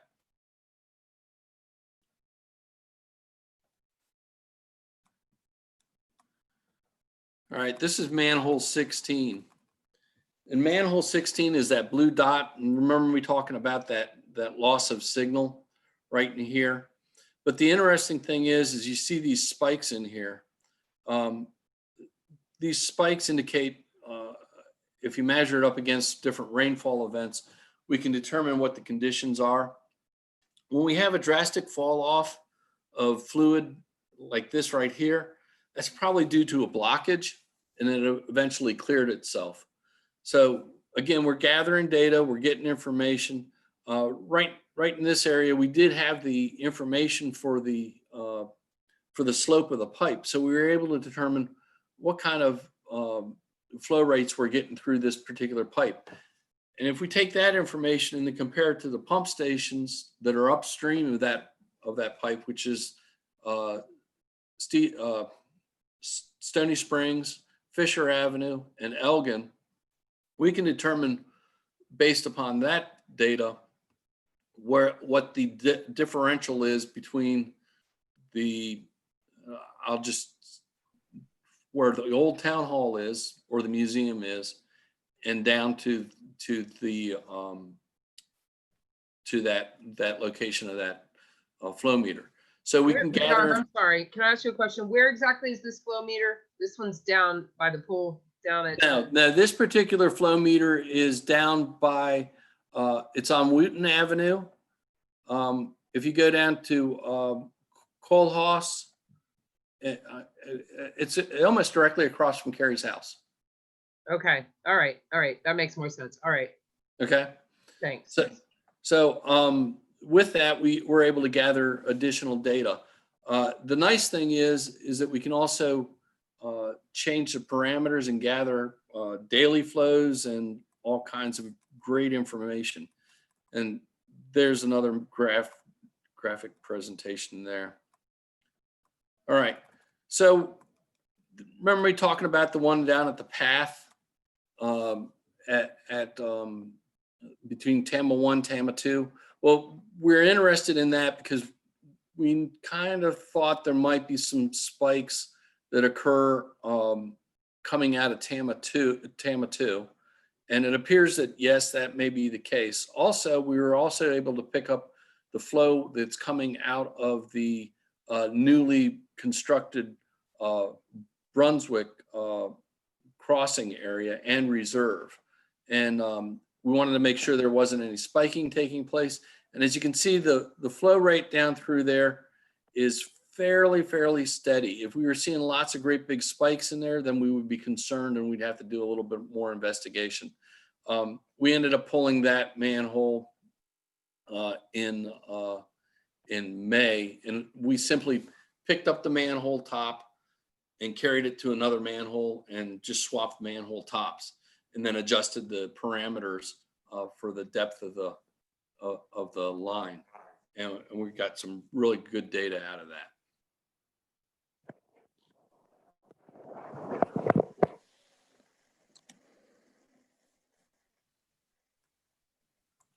This is the sod farm that is that's the Jamison sod farm.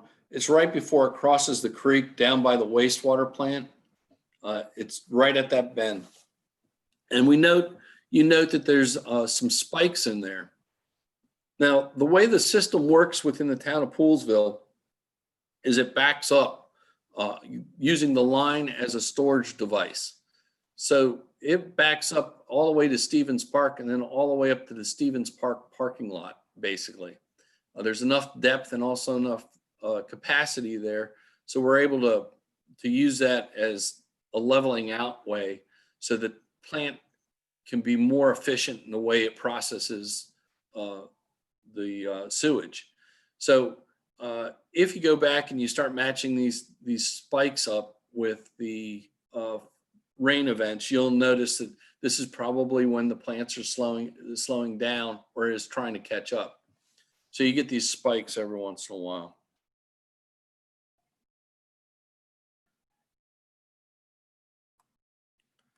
This is manhole 503, and this one's at the Stevens Park entrance.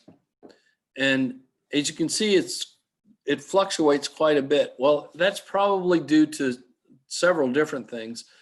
The Coteine pump station comes over from the over to this manhole in a roundabout way. And then also we have another pump station that's the Seneca Chase pump station that it kicks on and off. But the flow rates are a little high for what we would anticipate coming through there because we know how much we pump. Typically we're from the westerly subdivision and also the Coteine area. We're pumping approximately normally about 200 to 250,000 gallons per day. And what we see as a normal flow through here is around 325,000, which leaves us to believe that there may be some more investigations that need to take place. And in Seneca Chase, we have had some manholes in there where the gaskets have failed. So we're going to go ahead, and our next strive is to go ahead and set within Seneca Chase right after the manhole. The line splits, and we're going to go ahead and set the two flow meters on each segment of those lines, so we can get a better picture of what's taking place and start breaking this down a little bit. So good information's come out of it. We hope that it continues, and hopefully we can gather enough to get where we want to go.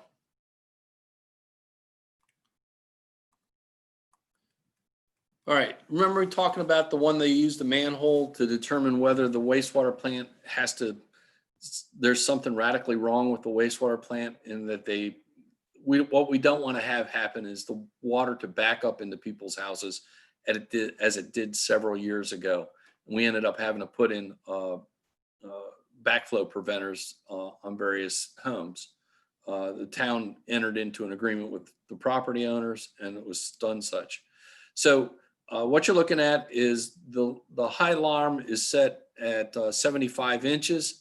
That's 75 inches from the bottom of the manhole. And we know that in the past, if we get to 75 inches, well, actually, if we get to 80 inches, we're going to have a problem. And the guys at the wastewater plant have had a really good reaction to this, and it saves the town a lot of money in that the guys don't have to physically go out and pull that manhole anymore to check the conditions of the flows coming into the plant.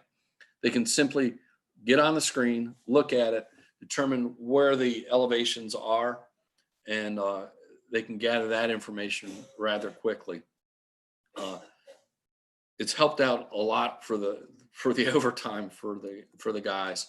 It doesn't mean at 2 o'clock in the morning they're driving into town to pull a manhole.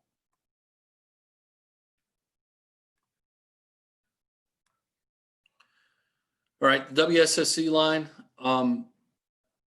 You note the initial. This was us resetting this a couple times. It's a 6-inch line that comes down through there, which presents some issues for the sensor, because now we're narrowing that band in order to get it right over top of the channel for the flow. It's only 6 inches wide, and we have to hold it at 15 inches above that water level, or the bottom of the flow level. So the town has noted that there's been an increase in the flow rate from the subdivision on Jerusalem Road that WSSC puts in, which means you all get paid more money. But on the other hand, it also impacts the wastewater treatment plant. So what we're finding is in this particular data is there's small spikes, but nothing really crazy. But the flow rate is consistent, which we know it runs right by a creek. So we're going to do a little bit of camera work. We've already talked to WSSC about it to determine if there's anything in a cycle. We're going to be doing some I&I work down by the wastewater plant, and I'll talk about that in a bit. We're going to probably do a little bit of investigation, because we know that the manholes are deteriorated. We've notified WSSC of this already, but we've got to go ahead and be able to document this. As you can see, we started to see a little bit more of a spike here. There hasn't been any new construction that's taken place. So it's something we're monitoring and keeping an eye on. We're going to reset these this flow meter further up towards Cattail. Right now it's on just outside the wastewater plant. And John, just to clarify for them listening, Yeah. because of it's so consistent, that means there's a steady flow from someplace. And That's even correct.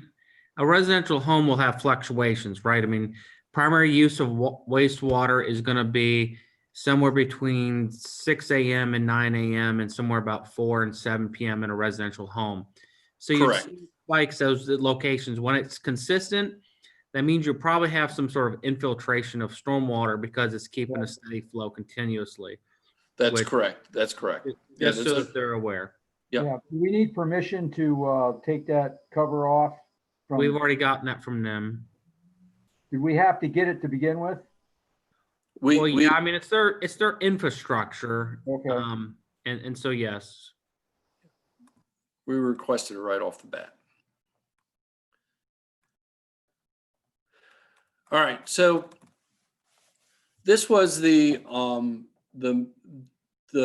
manhole coming out of the Westerly Grove subdivision, and we had a spike at the Coteine pump station, and as soon as I heard about it, I said, "Well, let's move this is that T1 flow meter, and we'll move it over there, and we'll take a look and see what we have." Well, Okay, so we moved this meter around a little bit, but as you can see here, we saw some spikes in here, which immediately I called the developer and I said, "I don't know what you did, but you did something and you broke something," which happens in construction. I mean, there's people driving very heavy equipment in, and sometimes they bang into things, and they bang into all kinds of things. So we came back to them and we said, let's go back, let's go through the process and look and see what we can find. And we found a manhole that probably a loader had run into, one of the big tractor loaders, and he dislodged the top a little bit. So when the water was coming down the unpaved road, it would go right into the system and dump. We got it fixed. We went through and did a little bit more work on fixing the infrastructure. And now, as you can see, we're holding about maybe an inch and a half, but that would be kind of just consistent with what we see. You can see the little spikes. The way that it's currently, the 3 houses that are up there right near West Willard Road, those houses are on pump stations. So they pump into the system and follow through. So we were able to gather that data and correct the situation before it became a problem.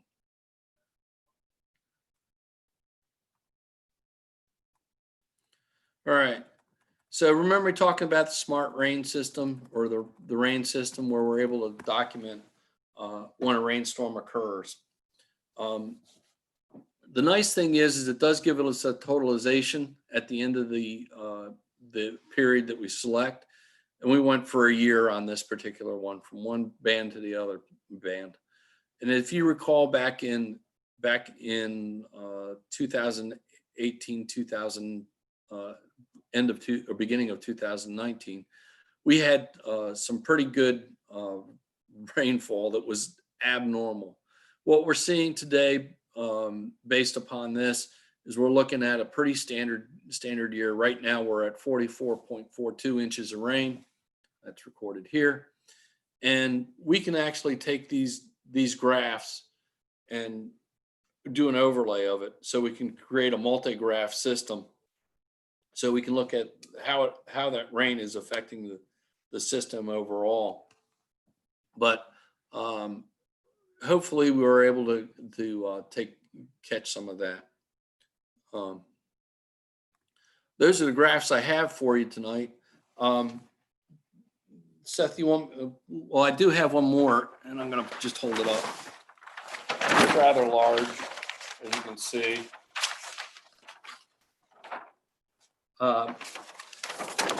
We instituted a project to take all the MORs that are submitted to the state of Maryland that the town had for the last, since 2005.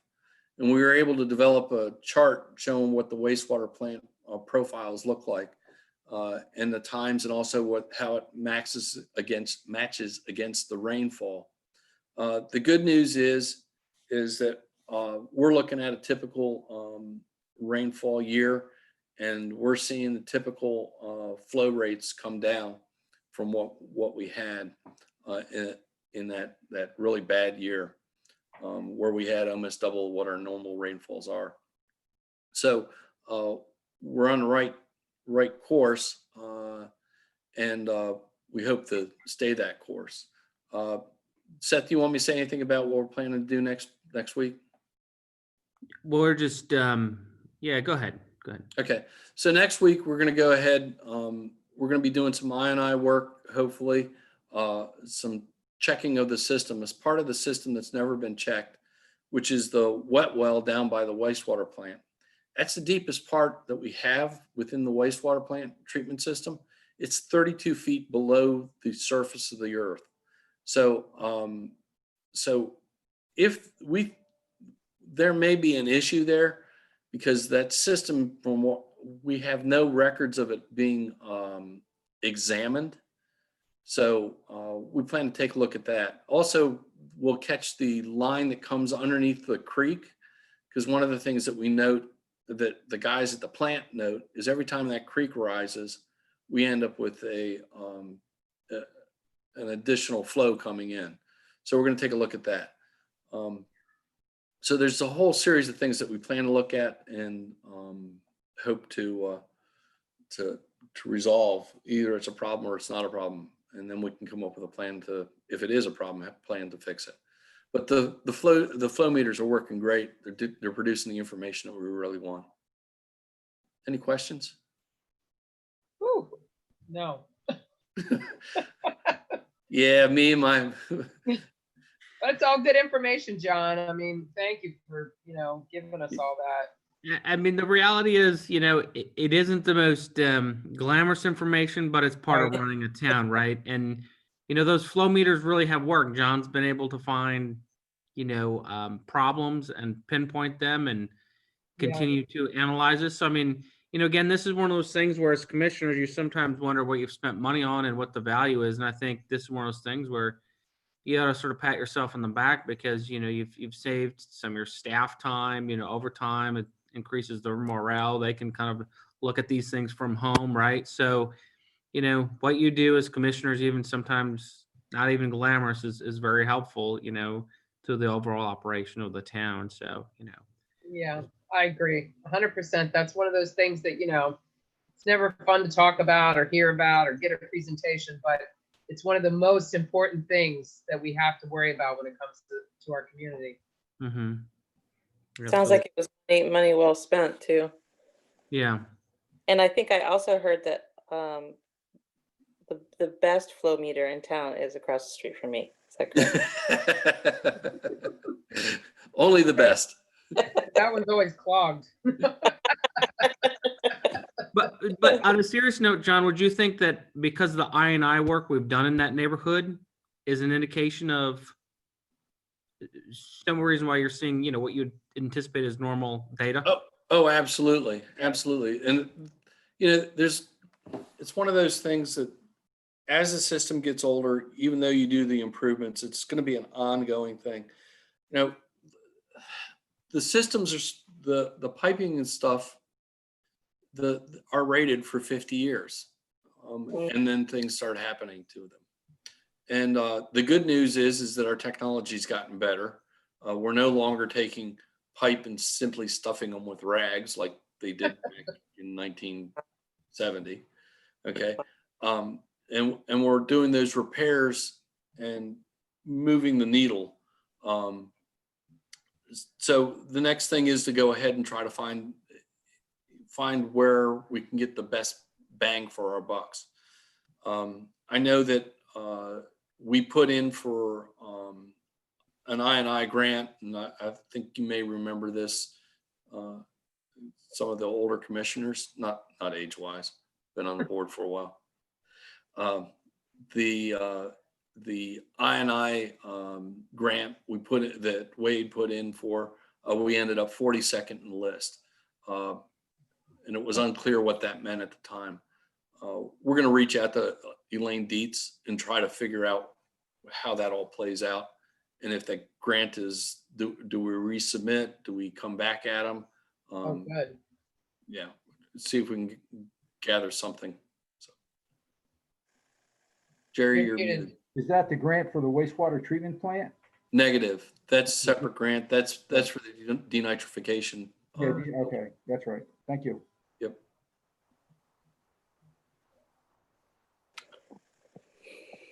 Okay, good stuff. Thank you. Thank you for that presentation. Thanks, John. Good to see you. It's a pleasure to see you all. Yeah, you too. Say hi to Gail. Have a good night. Okay. Night. Thanks, John. All right, town manager report.